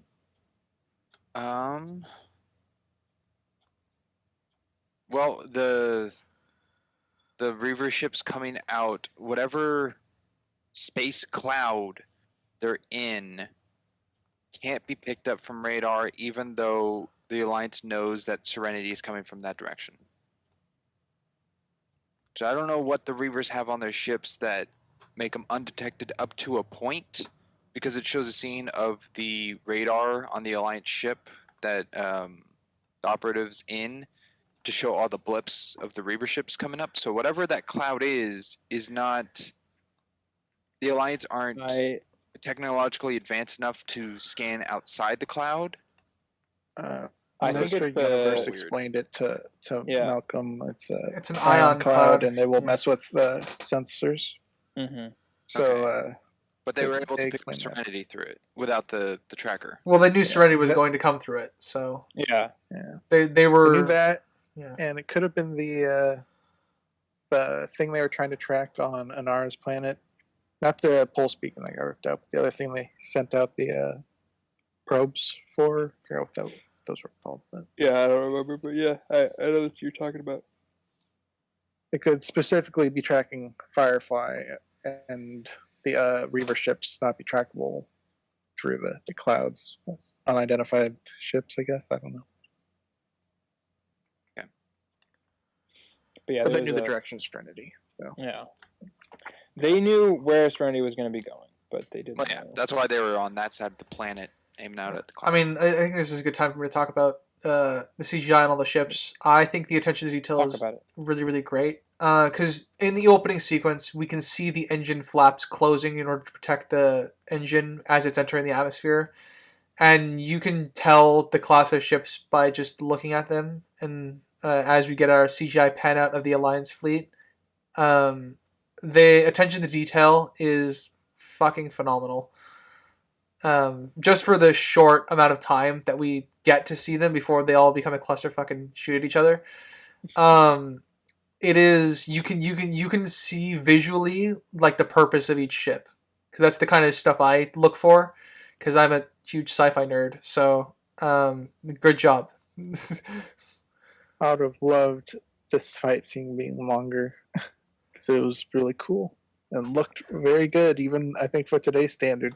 Oh, yeah, This it looked pretty good. reminds me of the chaotic opening to Revenge of the Sith, to a degree, and I love it. It's great. Do you think it looks better than that? Graphically? Yeah, I think it is graphically a step up, but it's in the same style. You're following one ship through. You're following like one ship through a bunch of chaos. I will say, after you said that, like a freaking, like an ant just ran across like my my reptilian brain when you said that. It's a visual for you. It reminded the scene also kind of reminds me of not so much in the style of it. Well, the style of it, but like the chaos of it. It reminds me of when all the ships do battle in Parts of the Caribbean, or World's End, all the pirate lord ships and everything. They're all doing battle. Mm-hmm. Kind of reminds, there's the chaos of it, because it's like so much stuff going on all at once, and you have like one just like central conflict between like two ships, but there's like all this shit going on around you. Remind me of that. Yeah, just good business. Good. Did I misquote that, Sprinks? I feel like I just did. No, you got it. No, Is you it got good it right. business? Yeah. Yeah, I did it. We're so proud. Whoa, he is 1 for 500. Way to go. It reminded me of the Reaver ships coming out. Reminded me of the Star Wars Rise of Skywalker scene of all the Oh, yeah, ships right. coming in. Yeah. Rebels that came Oh out of nowhere. man, God damn That's it! the last time we'll talk about Rise of Skywalker, I'm sure. See, I really try to divorce that. I try to forget that movie. Why did you bring that up? On the bright side, Ryder, this came first. This is true. Yeah. And it's better. And it's better. Yeah. Thank God for that. Or because I'm not gonna say that. Anyway. No, but yeah, it's just again. I think we said earlier that it was kind of a little bit of a CGI mess, but honestly, once you kind of get into this territory, unless you have like 100 people that are working and they have like months and months of time, this is kind of going to be a mess either way. It's sort of unavoidable, but I think it's the best you're probably going to get at this level. Yeah, I think for this time, this is great. It's wonderful. All the ships from both factions are completely distinct just by Reaver's chaotic design and the Alliance more uniform design. It's one of the most important things whenever you're doing a space battle. The people fighting need to have very, very clearly distinct ships. So. Yeah, you want, because if they all just look like da da da da, it's gonna look pretty lame. It's gonna look copy and paste, and you know what? We'll point it out in your movie. We'll do it. We don't care. Something really identifiable with the Reavers is all their ships always have this like smoky engines going on. Every time we see a Reaver ship, they always like they're about to crap out. Yeah. Yeah.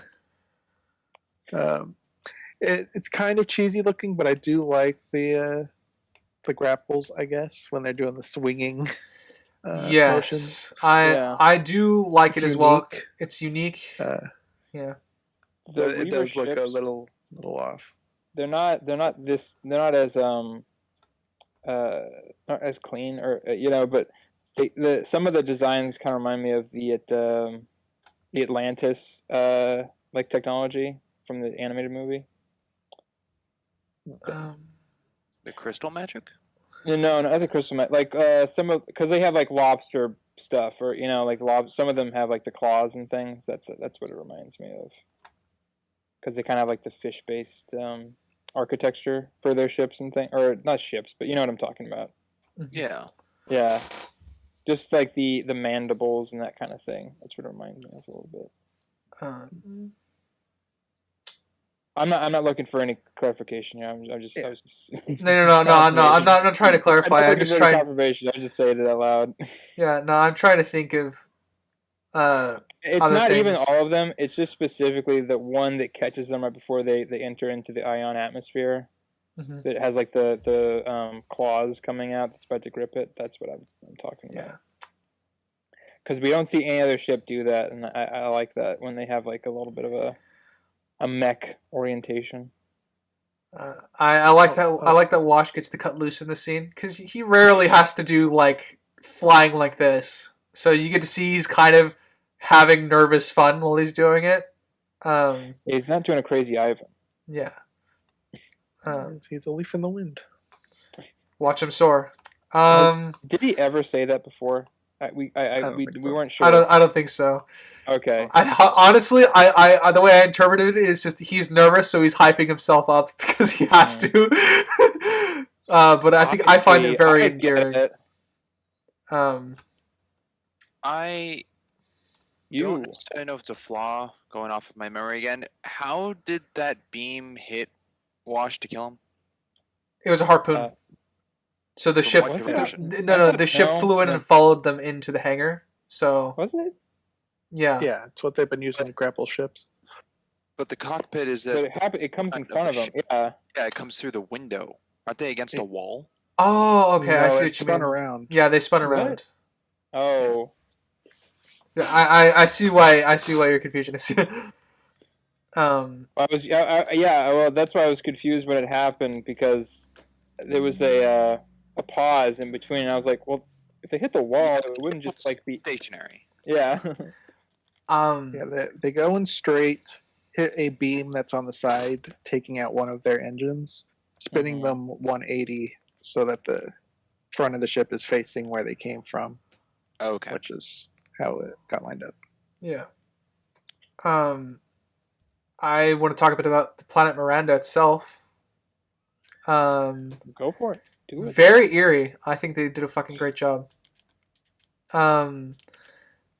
I think, well, okay, so there are a lot of monsters in mythology that the whole like sleeping, um, you know, you get tired, you go to sleep, and you just stay asleep, kind of thing, and you just decay.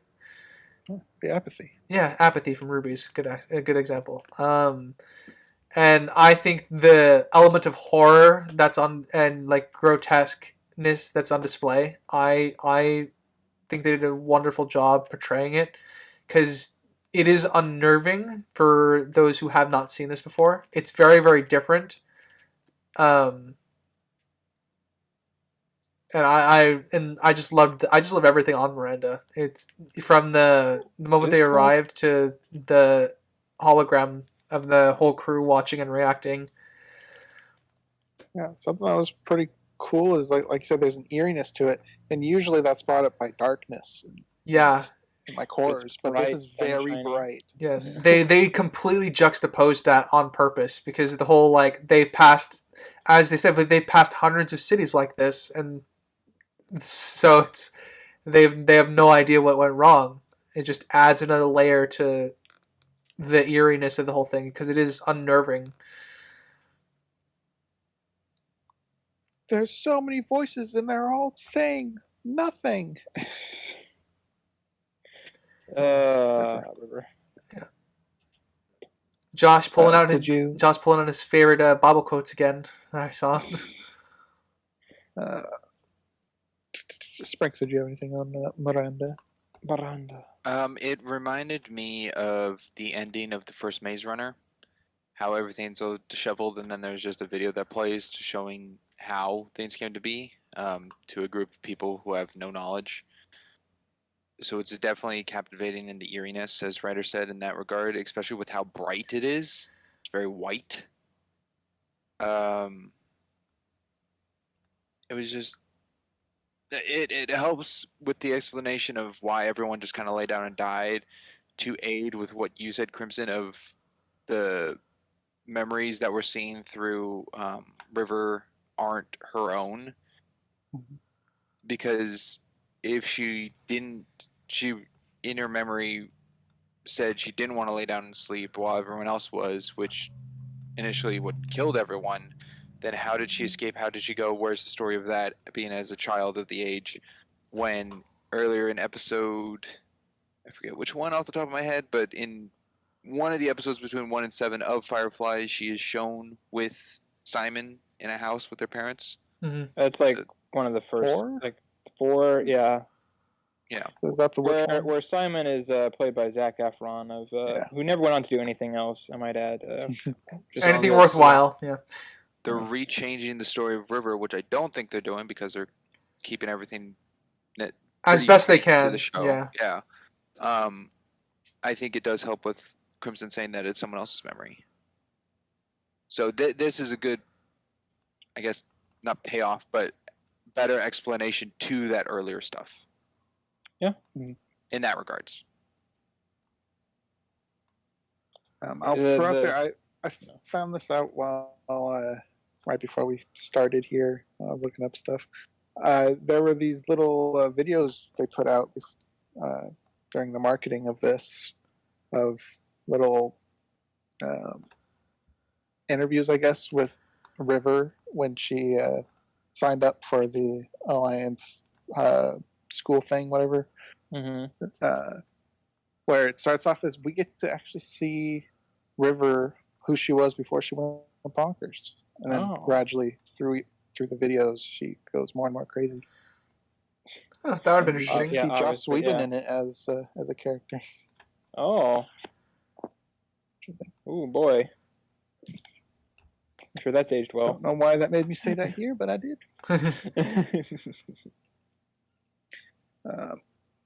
Do you think the whole video thing is a little convenient, like the silver bullet for the Alliance? This is what all this has led to. Well, Yeah. I don't think it's as I mean, it's convenient. I'm not going to deny it, but it's made less so because obviously if there was even if you have just a few good like or decent human beings like involved in something, they're gonna document, that somebody fucked up, All right. even if As a nobody will ever see scientist, it. allow me to step in. Yeah. We document Yeah, all our please. fucking shit.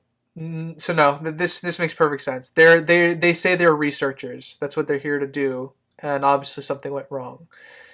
Well, So the this document lesson itself, so the document makes sense. The recording makes sense. They would document everything they can. Its formulation as a silver bullet to the Alliance, I never got it. I never saw it framed that way. I saw it as just they want to prevent something like this specifically from happening again. So I guess in the silver bullet aspect, yeah, very convenient if that's what they're going for. If this is just something they're doing to damage the regime, not necessarily to bring them down, but something in order to prevent something like this from happening again, I think it's perfectly suitable. Yeah, it's I read I was like I was okay with it. It didn't it seemed like I said, it seems somewhat convenient, but it also I feel like it merited itself because it was. Well, yeah, It we're was pretty lucky that scientifically- was the memory River was latched on to. Yeah, not thank anybody God. else's memories Yep. from Parliament. I agree. That is Well, we don't convenient. know. That's what there was going to be 3 other films. It's true. They could have all been different. This movie didn't make any memories. money, so didn't get any news. How much did it lose? I think it lost 10 million or something. Oh, They had a $40 million budget. ooh, Joss yeah, Whedon used 39 million, so he went under budget. So good on him, I guess. It looks like technically this is just didn't lose. It only made about a little over $1 million, roughly, but the budget only accounts for like filming, and there could have been like a whole marketing All this budget. marketing stuff. Yeah, but it also doesn't cover DVD sales or rentals, and this would at a time when rentals would have been kind of a factor. So who knows? Not profitable for a sequel. Yeah. Anyways, we're getting outside of the story here. What's going on in the story right now? So 0.1% turned aggressive instead of sleeping. Which is about like 3 million. It was when I thought she said 10%, but she said 0.1%. So it'd be 300,000, which is quite less. So there's not that many Reavers out there. It's a finite faction. Well, original ones, I guess. Yeah. I'm assuming they've broadened their horizons. But yeah, it is as a faction starting out, you can do something with 300,000. It's just a matter of it's been 10 years roughly, right? Since the beginning, that's what they say. There was a throwaway line. I think they said that the Miranda tragedy happened a decade ago. Yeah, you're right. Yeah, that's probably. So there is time there for them to, because we saw the birth of a Reaver. I think there's time for them to do some aggressive expansion, as Heath Ledger once said. Yeah, Do you think the Alliance would have squashed them while they were still low numbers, air quotes, or would that fall under the whole secrecy problem? Probably. I mean, because of how small they were, I get. I'm not a political person, but I can see them just thinking like, okay, well, this will like work itself out. Like, let's not do anything more because technically, they're already culpable just by the fact of them doing it. If they try to like fix it in some way, then it's you have very little wiggle room to be like, okay, we didn't do anything, kind of thing. So I can see them in a way, and that might also be why they try to ignore a lot of the the talk or rumors of other Reavers is just because of the how culpable they are for the. Did she say 0.1%? I didn't hear that. Yeah, she said 10%. 0.1%. 10th? So so like 0.1% or like 10%? 1/10. Okay. Okay. Sorry, I had to. I misheard that then. 0.1. Yeah, 0.1 of 30 million is It's 300,000, right? I didn't actually fact check that. Probably so I got correct. my math right. I'll could be wrong. pull up a calculator real quick. Okay, pull that freaking calculator out. Let's see what else is there. Mr. Universe. He's kind of been stabbed a little bit here. So wee little stab. He betrayed and then immediately got betrayed back. Yeah. You are And correct. he did President. first. Yay! I got some high school knowledge still with Woo! basic math. Yeah, 30 coin, I think, is what he asked for from the operative, and then he gets stabbed. Once again, this kind of goes in the currency issue of this show, where I don't know how much 30 coin is. Well, it must be a lot, because the And guy is even, not really struggling for like, much. During the first heist episode with the hospital, we had this is worth 60 platinum. Did he specify 30 gold or anything, or did he just say 30 coin? No, he just said platinum and he just said materials. He didn't say coin or Well, I meant Mr. Universe just now. I think he just said coin. I don't think he specified a metal. something like that. Yeah. Which could be just an entirely different. Yeah, it could be an entirely different currency. Could be. Well, I don't know. Could be. We'll never know. Not that big of an issue, though. Yeah, I mean, In regards to this it's film, only as it's big not as really you make it. relevant.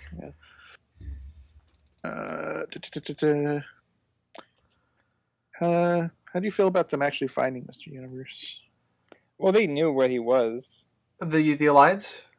Yeah. Or the Alliance. Okay. Sorry, I thought you Yeah. were talking about the other guy. Yeah, Sorry. well, I mean, it adds a level of competency to the Alliance. So, yeah, I prefer I prefer that they did rather than they did not.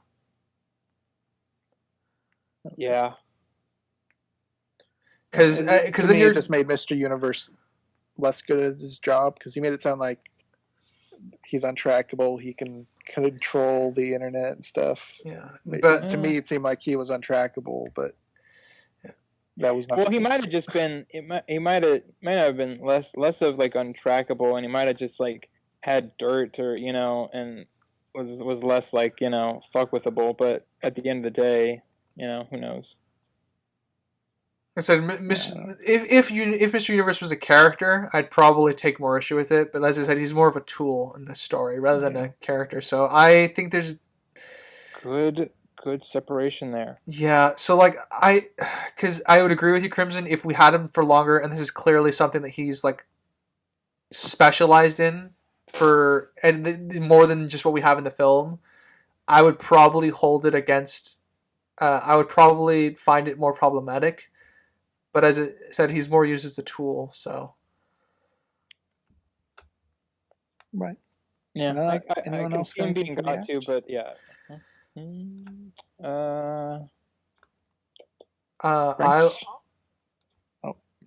Writer. Well, let's give it to Spriggs first. So I Shabadoo. don't think so. I really like Mal's meeting with the crew after they learn the secret about Miranda. Yeah. I think his speeches toes the line appropriately within character between being motivating and just being a truth teller. There is it kind of plays off of what books said about him just needing to believe in something, and he believes to be true that the Alliance will just attempt this again, and that's something that needs to stop. And I also kind of like that Jane is the first one to volunteer. It's a good character moment for him. Yeah. Can't do something Shepherd Book smart. told me if you can't do something smart, you can do something right. And that was that. Yeah, Very good. You got it. Yeah, so it's a good scene because I think it's it's not necessarily a war cry, but it's a rallying cry just for them in the room. Like, he knows that he's going to risk their lives, so he's going to ask them to do that. Yeah. Because he's a good leader, Mal. He's a good. Even though he threatened to shoot them down on Haven or whatever. Yeah, he's a Go little with me now, and you go against me, I'll shoot you down. It's a little emotional, but yeah, no, I agree. That part I felt was a little too much, but it's all right. Yeah, I mean, I mean, that he I don't know did. if he I mean, literally meant shoot didn't you it? down or figuratively shoot you down. I couldn't tell from the yeah. I mean, I guess in that scene, I'm okay with it because they're on the clock. Everyone they know is now being targeted, so yeah, so I can. I agree that I like the fact that he did that because it shut down all dissent and got them to do their jobs. Yeah, And then well, obviously they he just also cold knew. executes Yeah, the Alliance survivor, which was also fun. yeah, there you go. But because I think they knew that he wasn't gonna actually shoot him, but it worked. Worked. Well, weren't you the one rallying saying he would shoot his crew at the bar? Anyways, final act then. We got Serenity landing to the end. The rolling credits. Who wants to start?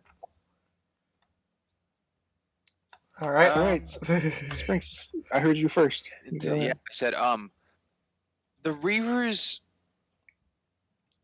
seem more random, in what they do in attacking. Like they attack a place and just take what they want when they want. How? It seems.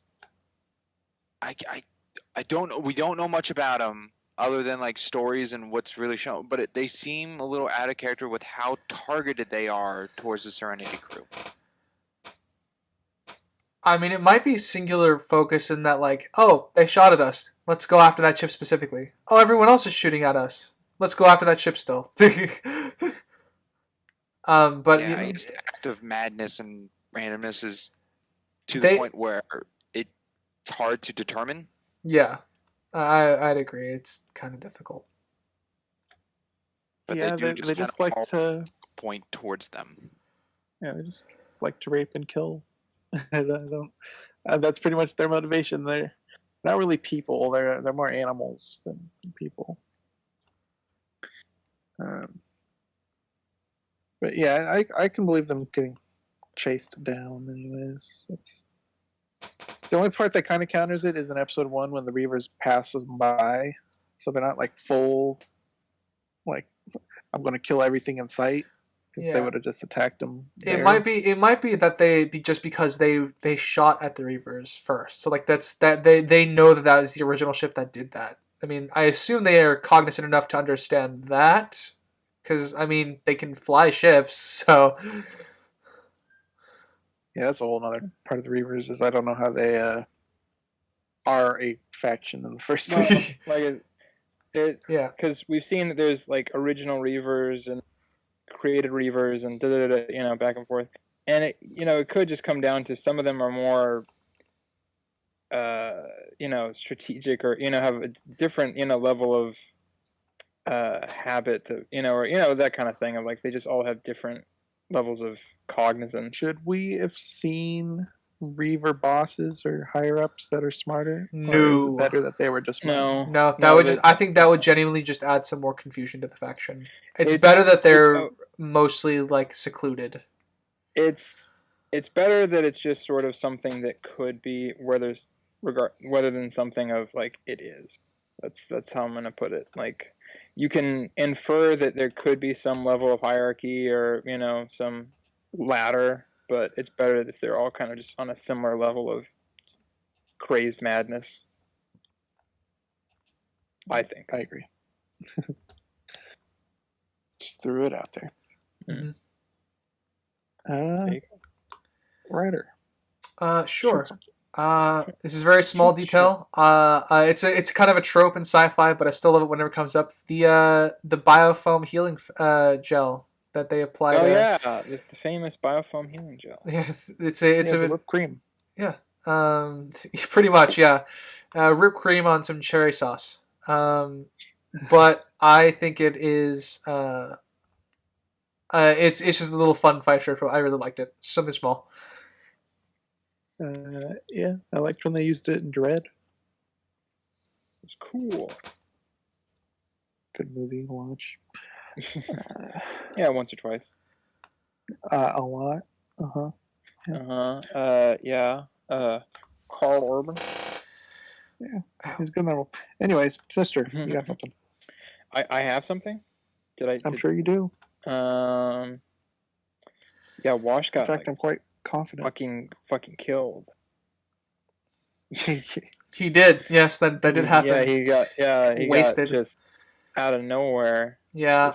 How do we all feel about Wash's death? I didn't like it. I mean, I liked how it was done, or I liked how they executed it, but I didn't like that it happened at all. I like the shock of it. I like the out of the blue it was. I don't like the grieving part at the end of the movie for it. That happens like 30 minutes later. It was just a tombstone with multiple deaths, and they just kind of just put them all into one. Yeah. That scene, Wasn't it me who was on her own for Wash? But hey, you know what? At least they did it better than Endgame. Wasn't it me who was like... Yeah, Black Widow being excluded. I'm like, whoa... They're not gonna like mention anything about this. There's like no grieving. Freaking yeah, I understand the soldier mode that comes out of Zoe. I can see that as a reaction. I wanted something a little bit more from the crew. I guess I wanted like everyone else because Zoe's a soldier. She can compartmentalize, so I'm fine with her mostly her reaction being toned down up until she gets up and starts soloing a bunch of Reavers. So I'm more okay with that. I think I would have liked a little more reaction out of the others, just because they're less soldiers and more people in that moment. So I think, while I like the shock of Wash's death, I do wish there was a little more emotional connection to me from the crew. Yeah. Because this doesn't really feel like he offered anything once they like don't do anything. Yeah, I mean he dies just so the audience knows people can die during the scene, which even though definitely Shepard helps. already died. It's not really relevant to the scene. But this adds a lot of weight, especially when everyone keeps getting shot in here. Like, oh well, Jane could die. He just got shot. Oh, Kaylee got shot in the neck. She could die. Yep. Everyone gets shot. It's different. I will say it's a little bit different than I guess how they handled Book because Shepard, because the other issue that I had with Shepard's death, because wasn't huge, it wasn't a huge, but like he's bleeding out and they're asking for a doctor and freaking Simon's just off somewhere not doing anything. And then he's just looking at all the dead bodies and there's like one guy who's alive or half alive and not doing anything. But I don't know. I didn't feel like Wash's death really did much other than just maybe stakes wise it elevated things. But yeah, like I said, really nobody else died. Wash's death is more of a tool to raise the stakes. The problem is I still wanted an emotional payoff to it. Yeah, because without it, like I said, it just feels like, okay, he died, and then nothing happened, really. Like, they still completed the mission. The unfortunate part about this is the fact that this was going to be a trilogy is what cost Book and Wash's death, because both those actors said they wouldn't be able to commit to another one based off of their schedules. So that's why they got killed. They killed them off, because they wouldn't be able to make the sequel. Oh man! Which they couldn't end up doing anyways. So that was unfortunate. That hurts a little. Yeah. I don't know what Alan Tudyk was doing in his life at that point in time. He couldn't do 3 movies. Freaking weirdo. I got another minor nitpick. Go on.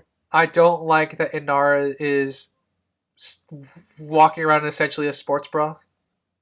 She doesn't have combat gear. She's a companion. But they could give her a vest or fucking something from the ship. I'm assuming they have spares. It's a minor complaint. I mean, don't get me wrong. I like seeing skin. It's just, I prefer my character. Is how little we see of her and Mal in this. Oh yeah, I agree in mean, that. yeah, we'll get to that at the end when we saw, because I also agree with you. I found her that's a larger point. She's very underutilized in this film. I just kind of wish she was in more tactical gear, just because of the nature of their situation.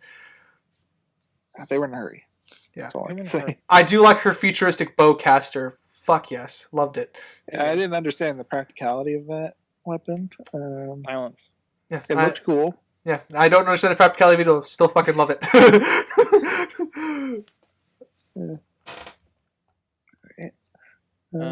Yeah, we got another fight between Mal and the operative.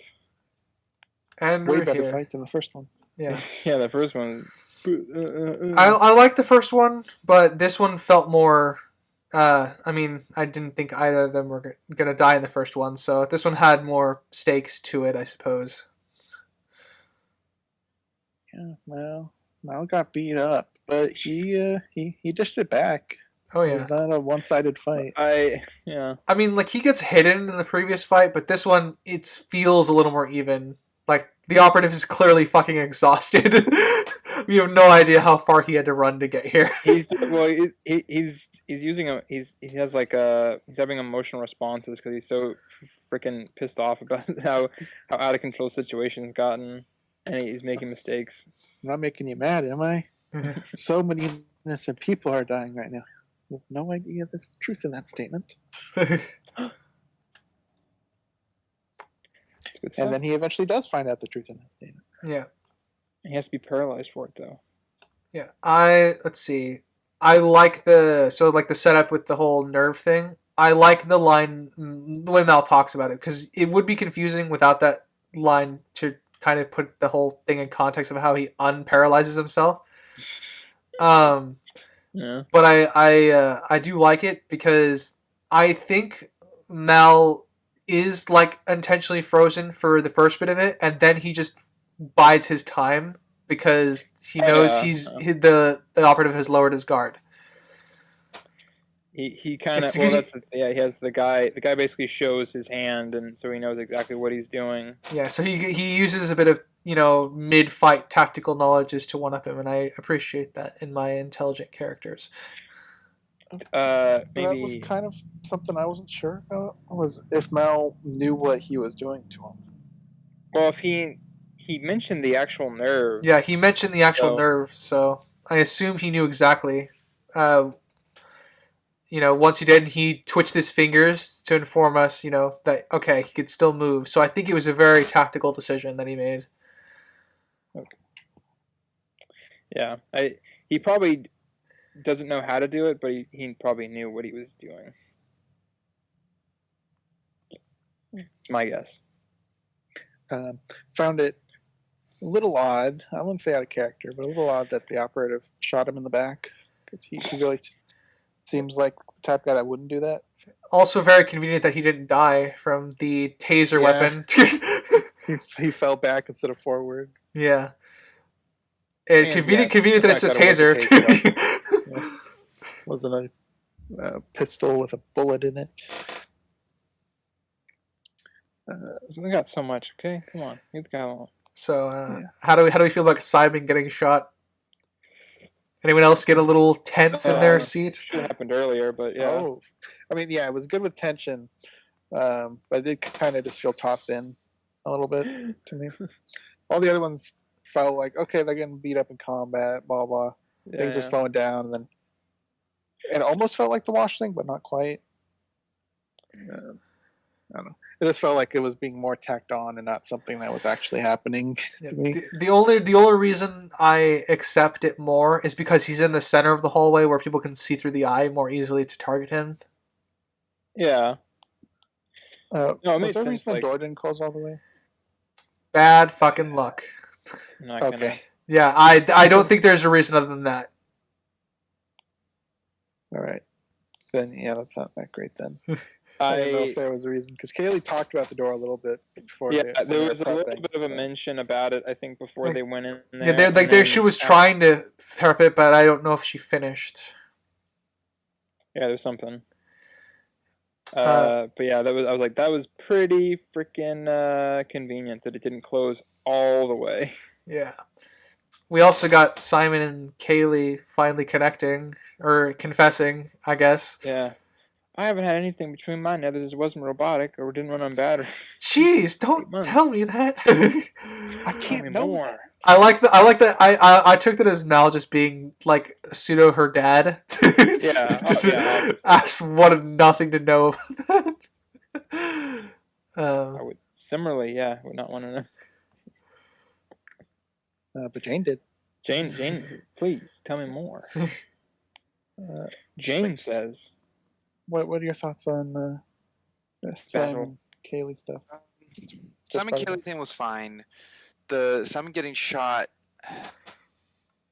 okay, but it was very quick next to Wash.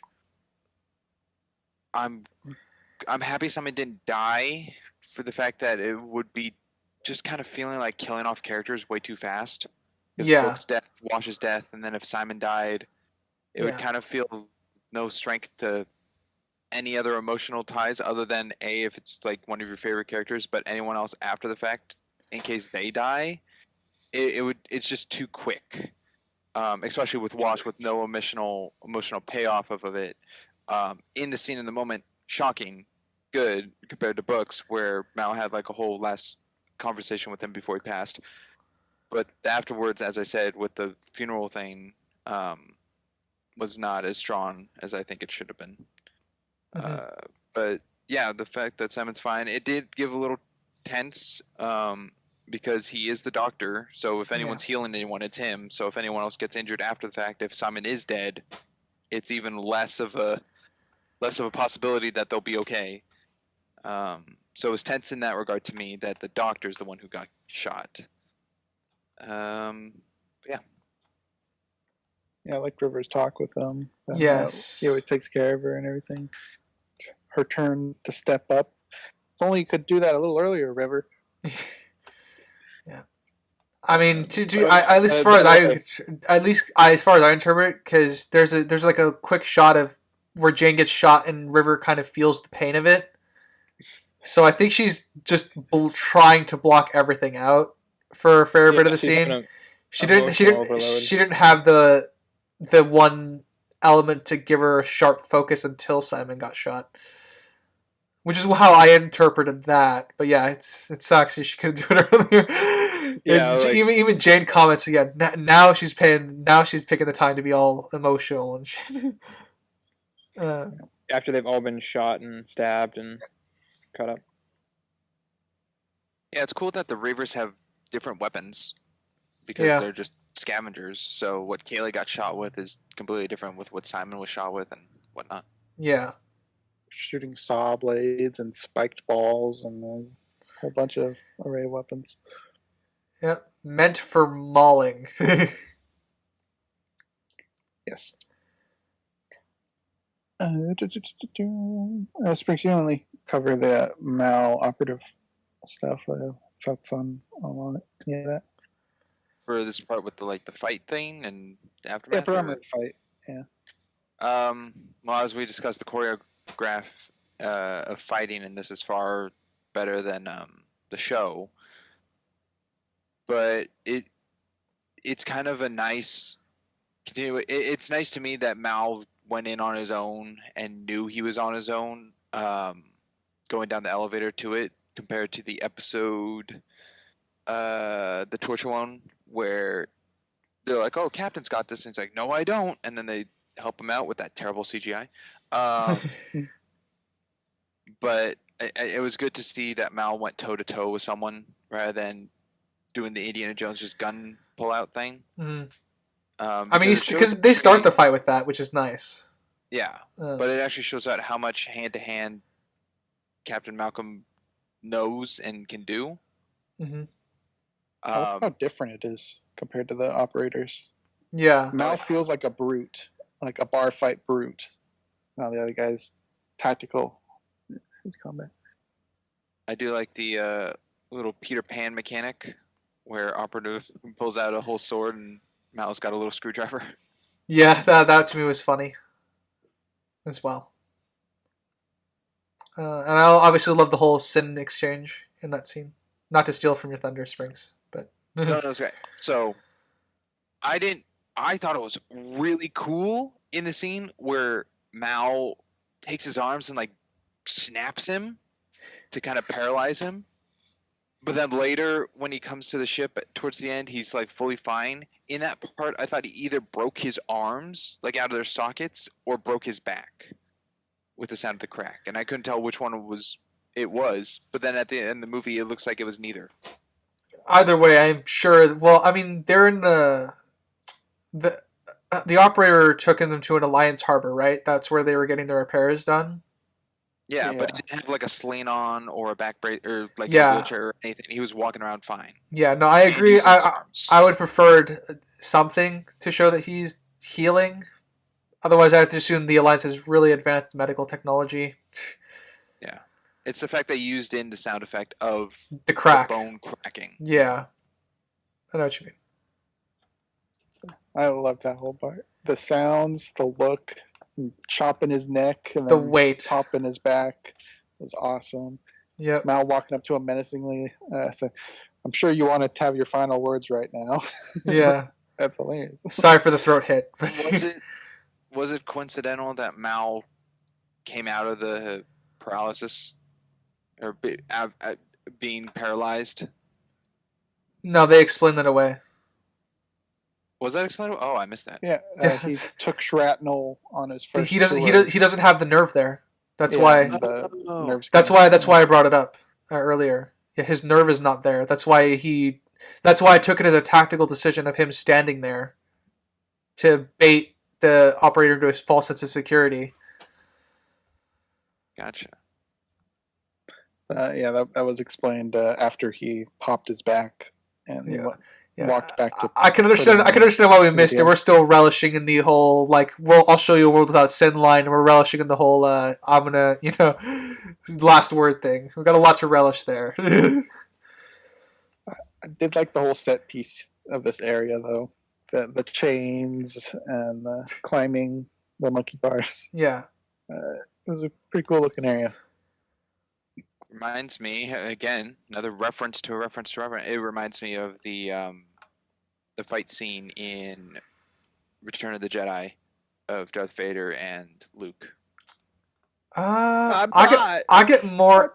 I get more. No. I get more Empire than I do Return of the Jedi. You talking about where his hand gets cut off? Oh, the Cloud City fight. Yeah, it reminds me. It reminds me more of that. Okay, you said Return of the Jedi. So Yeah. No, that's what I meant. Return of the Jedi, where when they're in Palpatine's throne room. electrocuting Luke and Darth Vader throws him Oh. over the edge. Yeah. Yeah. I I immediately jumped to the hand part. Okay. yeah. I jumped to Cloud City because that one felt more enclosed, and then when it opened up, it really opened up. But yeah, I get it. Yeah. I didn't really go there with my head, but I could see why. You did. I could follow through line there. In regards to this room, the whole spinning blades at the bottom. I know Joss Whedon went to the VFX team because it was just a green screen floor, and he's like, "Do whatever you want," and that's what they came up with, and he loved it. Little behind the scenes things, I guess. Well, the more you know. Ba-da-da-da.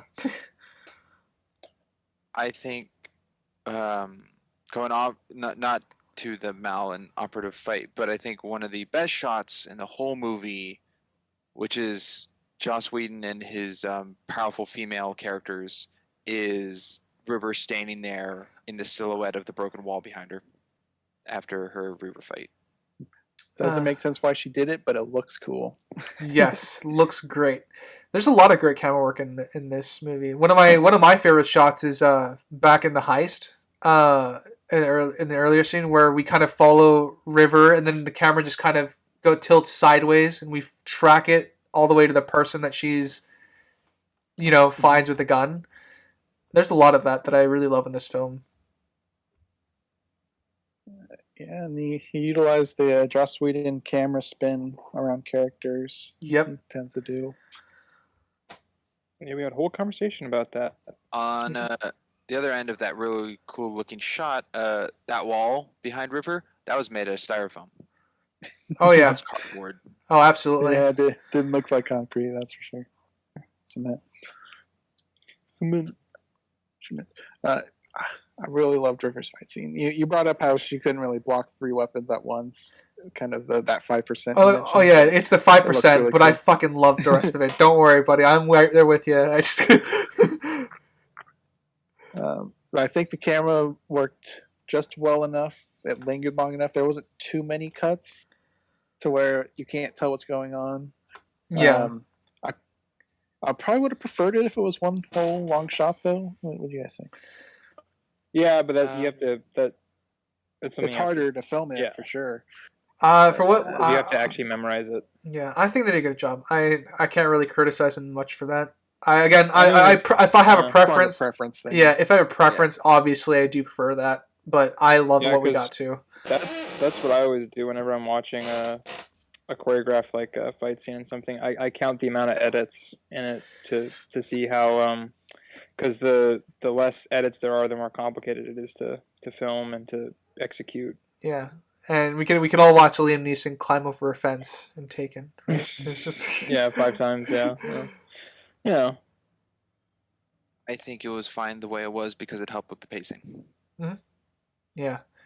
I like the transition from I'm gonna show you a world without sin, and transition to really upbeat music with River just going to fucking town. I agree. I guess anything else on this whole fight stuff before we cover the very end, I guess. No, not really. Was it convenient that operator that's a question. found Mr. Universe's robot for him to find out where Mal went? I mean, if he's following the trail, I guess my thoughts on. I'm sorry, you go first, Sinister. I was like, I don't know. I'm going to be pretty simple with mine. I just think that like it's interesting that it repeats the message. That's convenient. I'm going to put that in. But I think him like going, because obviously if he knows they're going to be there and they don't realize that it's it's destroyed or whatever, he's going to try to find him there because that's the easiest way to trap him because he doesn't have a ship anymore. Or the ship's down, so he can't get far. So the first place they're going to check is going to be where they're supposed to go. But he just crawled out a vent and landed right in front of it. That was my little bit on it. Yeah, that part I find convenient that he's right there. I think the machine telling people the message that like anyone that comes into the room, I think he was correctly assumed that Mal would be the one to come in there. Yeah, but he also he's dying, so he doesn't really have time to code for anything else. So he's just gonna say anything to any person that comes through. I'm okay with that, but I do find it convenient that this is the entryway that the operator took. Also, I just want to give props to the actor who played the robot wife. Perfect. No, it was robot. Yeah, excellent job. Well, I guess that's it for the fight stuff. All right, let's move on to post-fight. Post-fight? What's going on in post-fight? Funeral. Rain. Sex. Yep. Well, yeah, that was present. Yeah. Oh, never mind. Okay. Crimson wants to go to the sex part. Go. Yeah. Okay. Go. Sex. I hope River wasn't there the whole time. I did smirk when you saw River's head just poke down, looking confused. I thought that was funny, but yeah, I do hope River left as well. I mean, even if she hadn't, she might be aware of it just psychically. Yeah, that's also that true. Brings up a whole other bout of questions I don't want to go into. Mm-hmm. Yeah, talk with the operator was fine. I think it was serviceable in that, like, his job is over because the information got out, so there's nothing more to do. So. Yeah, but do you think he should have fallen on his sword? He already said no to that. He thought he grew out of it. Why do you think Mal spared him, though? What do you think? He gave you get to witness what I've been working towards thing. You'll be enlightened. Well, at that point, he's in his harbor, isn't he? No, Not I gonna- meant earlier fight. Oh, Oh, But, um, I found a line that I wrote. I'm like, oh shoot, I didn't cover this. probably my guess on that is just because he knew how connected like his belief or whatever was to his drive to accomplish these goals and everything. So the second it gets shattered in some way, most of his drive to just kind of kill for the cause is pretty much gone. I mean, Mal leaves before the video's over, so I don't think. Yeah. I think his choice to spare him is fine. He's rather get back to his crew and make sure they're still living. Ow. I don't think this is the case, but it's something I thought. It might be like a Sprinks out there theory. Oh, well, we all gotta have one. Come on. Yeah, well, the possibility, like I said, I don't think it is. But Mal could have seen him as ignorant, operative, and we know children are ignorant, and Mal doesn't kill children. He could have seen him as an ignorant little child. That's funny. Yeah, I can certainly see people taking that interpretation away. Thematically, of course. I don't see that literally. Yeah, I mean, it's all comes down to like just knowing, because obviously if you destroy like a faith, you kind of destroy like the drive to continue in the faith, generally. So that's why I'm leaning towards. He sort of realized how much, like once he got rid of this kind of like unflinching kind of dedication, or like this perfect view of like that it was over, pretty much. That's how I read it. Because obviously it wasn't perfect because they created the imperfections. Let's see. Well, funeral, we kind of covered it for the most part. There's really not much to say about it other than they have it. I feel like it could have been a little longer, and I agree, it could have been more wash focused. Yeah. I would rather be wash focused, and I would have liked, the captain of the ship to say a few words because that's what the captain of the ship does. Even though Mal is a man of few words, and obviously that would be out of his comfort zone, he would still do it because it's his job. So I there is more that we could have gleaned from that. Yes. Yeah, it was kind of a little bit, not too much, but it did feel a little bit like a race to the end. Yeah. Kind of. I do love the final monologue Mal gives to River though. About how to keep. I started to write it down. I'm like, oh, this is too long. I give up. Yeah, I didn't write it down, but I love it too. So. Yeah. I'm good. You guys, anything else left? I'm good. I think I got enough of my rants and rambles here. Sprinks. I do. Sinister said Rain before he went into the sex passed over to Hugh Crimson. No blame, no shame. You know how you are.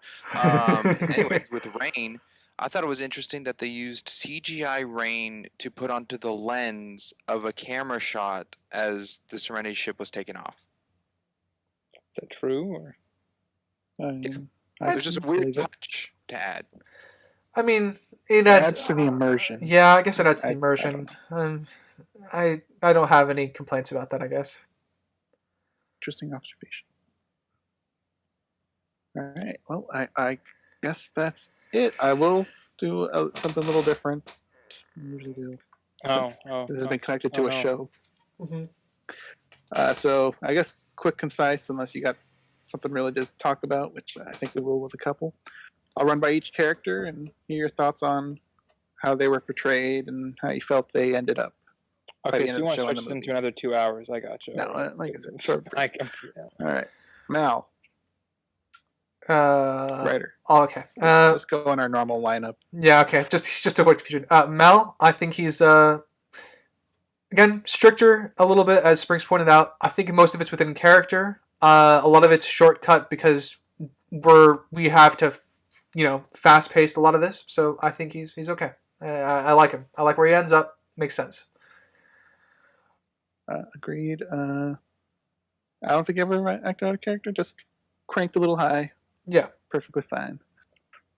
All right, that's it. My turn? Yeah. Okay. Well, because you're in line before me, so whatever. Yeah, again, yeah, I'm probably going to be repeating a lot here, but yeah, he's definitely a little bit stricter and has, I think, a little bit more of like a kind of chip on his shoulder, but then there's like 2 months in between this and the original show, so don't know how much of that, we don't see kind of thing. But I think overall he stays pretty true to his original self. Kind of agrees. Yeah, he's just a little grouchier, a little meaner, but he's A still little in ornery. character, and I think he's most like his Firefly show self in the second half to end of the movie. All right, and so let's not have a bunch of repeat answers. So we'll go whoever feels passionate about characters. Okay. All right. Kaylee. Anyone want to say anything about Kaylee? She finally got I think Simon. yeah. Yay. There you go. We didn't have to wait another 5 seasons. Hooray. Equal. Yeah, I tend to agree. Kaylee, I wish had a little bit more going on. Yeah, but I can see we why are they didn't constrained by movie time, unfortunately. A lot of Yeah. 5 characters, stuff. yeah. Her and Simon's bit was just kind of shoved to the very end, quite literally. There's some scenes before that precede it that imply it well enough. So I'm There's a little okay. bit when Simon and River were going to get dropped off. Yeah, Mhm. and there's also a little bit when Come on. River's on her first mission and she's the only one there to comfort Simon too. Nothing ever happens, Simon. Don't worry about it. Book. Wish I had more. To sum it up, I'm fine if this is where he ended up, but I missed the journey to get there. I would have liked to have seen it. That's where a lot of my issues are going to come in for Book, because I think him, helping out a town is something very in character for him. If they had come across this town at some point in their journey, but I don't know that. So with what we have, underutilized, more tool than character, unfortunately, and we have a slight payoff to all the promise and the wealth of the show, where we get some philosophical back and forth, but not much more than that. And his death serves as a springboard for Mal to focus him. I'm kind of on the fence whether or not he was needed in this movie at all. Really, You felt very story adjacent. Well, he's here to make a conclusion for his character. So yeah, I mean, even then we didn't really get much other than he died. He died pretty much to motivate Mal. Dead. It didn't really motivate him to do anything outside of what he was already doing in the first place, but it's fine. It wasn't much. All right, we will go Zoe. Yeah, I mean, she felt like, with the exception of, I kind of would have liked it a little bit more, but I understand why there wasn't more emotional discourse after Wash died, just because that's the soldier, and just you keep going with the mission. The only hint that we have is the layered dialogue between her and Mal as the ship doors are closing, because that dialogue is multi-layered. He's asking about the ship, but he's also asking about her at the same time. Mm-hmm. That's about it. That's about it. But otherwise, I thought she was pretty close to how she was in the show. Feel about the same way, Sprinks? Got anything else on her? Yeah, equal. I have a question for your question to help me know. Yes. Are you asking the character in the movie and how much we like them in the movie, or are you asking the differences from the show Firefly to them in Serenity? Kind of both. How they were utilized in the film and how closely connected they were to the show. Okay, Zoe, little underused in the movie, equal to the character. Okay. All right. Jane.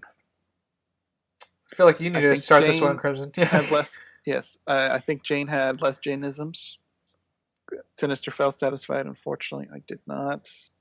So I guess that's more of a subjective I mean, I thing. prefaced it with that I'm not a Jane head, so. Well, you don't have to be to enjoy Jane. I mean, yeah, but but you do if you want to have him be a Jainism every other line. That's all I'm saying. I think he did have a good amount of screen time, though, especially compared to like I said, Zoe, not Washington, the book and all that. I think I have a difference, or I kind of didn't like that. Oh, go ahead. I felt like I like Jane and everything, but he doesn't really move stories forward most of the time. He's kind of a comic relief, or sort of like the everyman, or some like a grounding aspect, right? Not like like most stories aren't pushed forward by him, but he interacts with the story in some way. You know what I'm saying? Mm-hmm. And I kind of felt like he took a lot of like screen time that he didn't really need most of the time. Like, I don't know. I just felt like we got a lot of him, and we didn't get a lot of, or we got a lot of him, and they could have gone to like Zoe or Anara or someone else that kind of. And I'm not saying like he was bad in anything. He was fine in everything he was in. I just felt like if we took him out a little bit, it wouldn't really subtract from the overall story. It would kind of, it wouldn't be a problem. I would agree if we had more one-on-one stuff. Jane, most of our Jane scenes are usually in the group stuff. Yeah, but he is a focus point of it, though. That's he's he's focus. the one that opposes Mal a lot. Mm-hmm. So I think his scenes are necessary. Maybe him talking to Kaylee after the Reaver chase, that could have been cut and used that time for something else potentially. Well, I was also talking about like his scene where he goes to freaking toss out River or whatever. Like that was a whole thing that didn't really go anywhere, with the exception of like it just forced her to take control of the ship and re-cement herself, that kind of thing. But otherwise, like that could have been done regardless of him being in the scene. That's all I'm saying. Yeah. I mean, we could have had her look at a computer or something. I don't know. Didn't have to happen. It's there. Any other Janes before we move on to the next character? Pretty equal. Could have had better lines. I think Jane was mostly okay. He did feel a little odd to me this movie, but the problem is odd in the beginning for me. Yeah. I felt odd in the beginning. I felt more odd when he was chastising Mel about the war specifically. That's what felt odd to me. I don't really know why. Like I can't quantify as to why that felt off. Because he's never been like a soldier type, or he's never brought that up. Yeah, he's never brought that up, which is odd to me. He's there to be a foil for Mel and in conversation, which I'm fine with. I just don't think the avenue that which he attacked Mel felt in character, because I don't think he would hammer Mel over the war that he fought in, because that's really something he did before.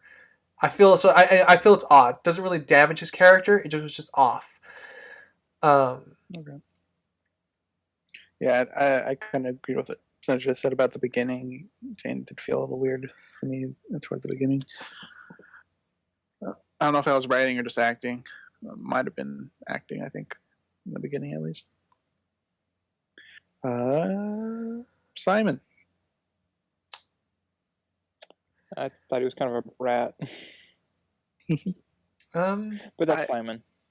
I'm going to criticize the acting a little bit of Simon. I felt like he was kind of like the male Brie Larson in this.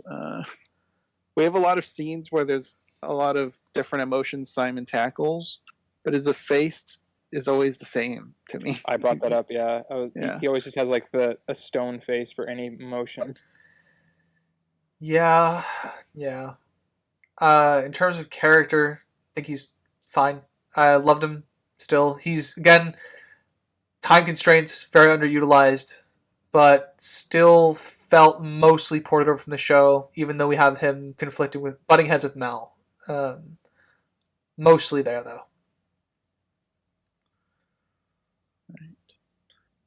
Right. Franks, anything else? You liked Simon? I do I'll like move on. someone worse off in the movie than the show. Just got too pushy. Yeah, he was a little whiny boy. River.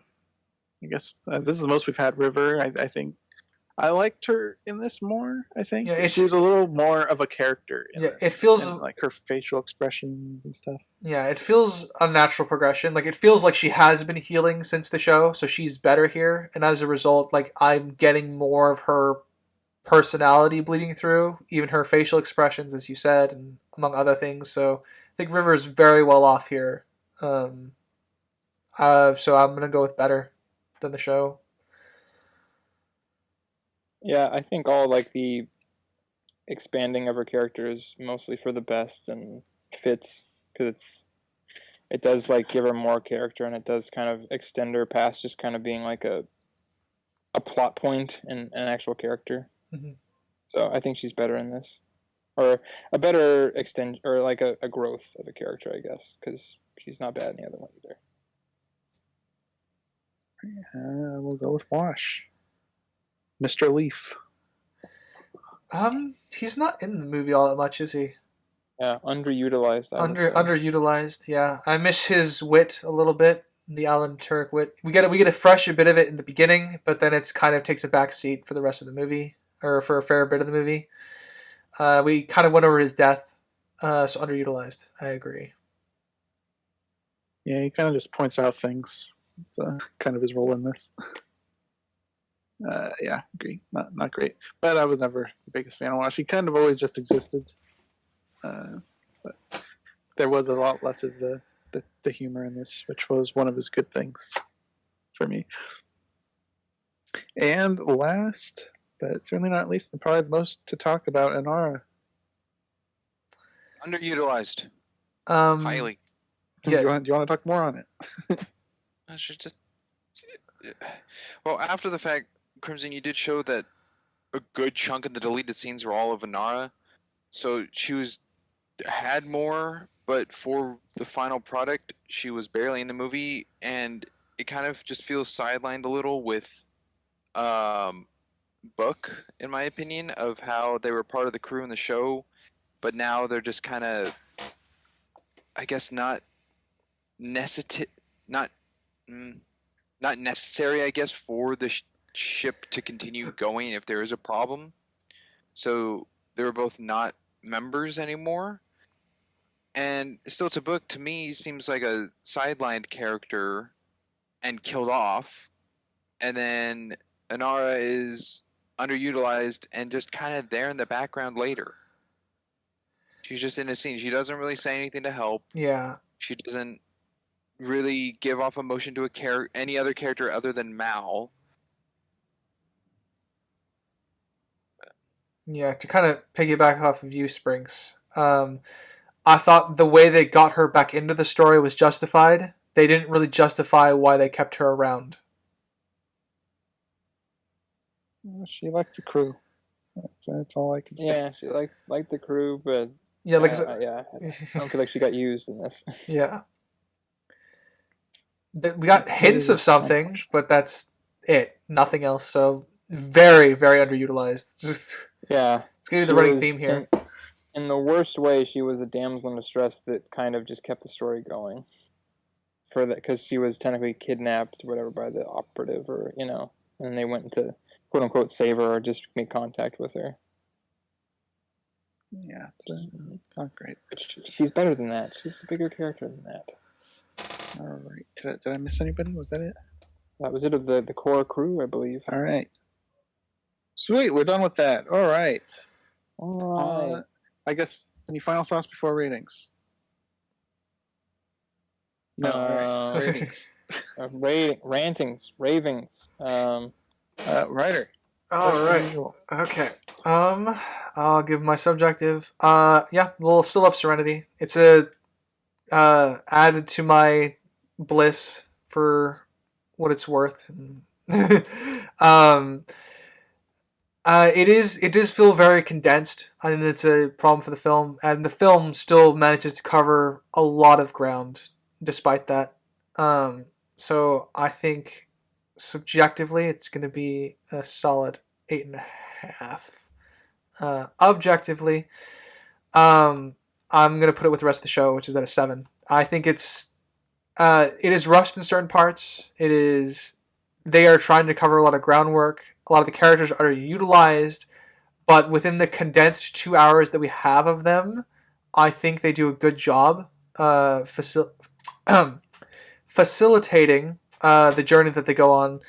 The acting is wonderful to support the characters. I think, I mean, what to say is just I wish there was more of them, which is similar criticism I have of the show. It's just there's not enough of them for us to properly get a grasp on everything and justify. And in case like Vanara, she's not really completely justified in being in the story. But overall, I still think the movie tells it feels like a very long episode of the show, even though we've missed a few months, which is to its credit, I think, on the better end of things. So objectively, going to be a 7. Sweet. I will go with my objective first. I like Joss Whedon's camera work in this. That there were some good shots we pointed out. His classical circle shot. You brought up that little tilt with River during the heist. Some good stuff. I like it. We did bring up a couple of useless characters in this. Unfortunate with Book and Inara. But as we just covered, a lot of the characters are in character. They're just underutilized with our 2-hour constraint. I think the introduction of the operative, he was a pretty good character. He wasn't too complicated, but I think it works out for him. The actual plot can be a little confusing. The whole River probably reading somebody's mind and we're seeing their thoughts isn't super well conveyed. It could definitely be missed on a first-time viewing. But overall, it's good. The visuals, great. Like I said, I think they hold up today, and I think it's definitely better than the She-Hulk graphics. I would agree. Shots fired at Disney, who now own this. Actually, no, Universal owns the movie, but Disney owns Universal owns the movie. Show? Fox owns the show, Yeah. So, yeah. Weird Disney rights problem there. Yep. Which means we'll probably never get anything out of it again, this franchise. Yeah, all I right. just want to buy it for Objective, like $5 million. objective 7. I'm right there with Ryder in that. Subjectively, I do enjoy this movie. It is fun to see them go another round. But I think I enjoyed the show a little bit more. Everything it checks the boxes off, but there's a lot of like we got to get people who aren't familiar with the show, and a lot of stuff we need to get out early. I kind of bog it down. It is very condensed, but yeah. Yeah. So I'll give it a 7.5. voice crack there. Subjectively, all right. Sinister. Yeah, because like I said earlier when we were viewing, I had really no kind of experience or knowledge about anything about the show or legal behind the scenes and all that kind of stuff, or marketing and all that, cancellation, all that stuff. So, and then found out they had a movie. I was like, well, that doesn't really sound like something that would happen to a show that got canceled like halfway finished. But now that you finished the show. Now that I finished the show and that I've seen the movie, I think given how much they had to cover and how much they had to, kind of bridge, they had to cover, bridge, and then answer, I think, and especially because, again, they planned that they were going to have another 2 movies after this. This is probably as close as we'll ever get to an ending to it. So all those little imperfections and things in there, I thought this was a good effort and a pretty decent movie, all things considered. Even though it does require, I think, a little bit more knowledge I wouldn't recommend going into this totally blind. Yeah, I Watch. obviously recommend watching the show first. Yeah, watch the show first. Because that's I think I got a lot more. I think if I watched this by itself and then watched the show, it would be a little bit more jarring than it was in this situation. But still give them some credit. But yeah, I there were some things about this I didn't like, and there was a lot more that I did like. I feel fair in giving this a 7 overall. They had a big hill to climb up, to get to the end of this. So I think they did a decent job with how far they got with it. Sprinks. All right. Start with objective. The film, I guess my first negative. The lighting's fine. I don't want to necessarily fully compare it to the show, except prior knowledge of the show's characters. But for the movie itself, when it comes to lighting was fine. A lot of artificial lighting was used. But the main thing to me was everything was very blue. A lot of inside shots were blue, outside shots were blue. Even when they got to Miranda, even though it was very white and bright, it was still a tint of blue everywhere. And I don't know what the decision really behind that throughout the whole film. It reminded me a bit like Matrix, and everything in the Matrix is all green. So it was just an interesting take, and I don't necessarily know the reason why to it. I think the only scene to memory that wasn't blue was the heist on the planet at the beginning. So that was off to me. The characters pretty much stuck to characters already established from the show since this is afterwards, but standalone for the movie itself, characters are probably even stronger if this is your first take on them. Because you don't know what they've done in the past and whatnot in Firefly. So in that regard, probably better. The combat definitely was up with the choreography. The camera work was good. I like the Dutch angles that were used at times to show the intensity of things. Two that come to mind is in the bar where Mal pulls out his gun, the Dutch angle real quick with that, and then also River after knocking out Simon on the ship and standing over him and putting the gun on the bringing the gun into frame on the lower right hand of the scene. Both very cool shots I liked. So yeah, cinematography's fine. The CGI for its time, decent. I still feel cheated about Wash. I think Book, for a standalone of himself, I think Book would never be anyone's real main favorite character, but from the show to this, it really got killed off fast. That's upsetting. A lot of his mysteries that were in the show that were never answered could have been answered in here at least. They weren't. Anara was really underutilized, as we said. So, but it still works. The movie still works. The plot comes across. The whole story of River, a little more on that. So objectively, 7.5. Unfortunately, my subjective is lower because one main element was not used in the movie to the show, which I think really damaged it, and it did not hold the tone of Western pretty much at all.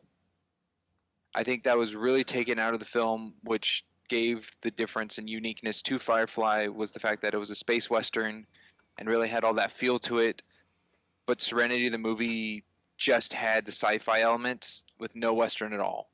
They even changed Mal's suspenders to look more futuristic looking than the classic cowboy he had in Firefly, which was a notice to me in costume design that was already changed.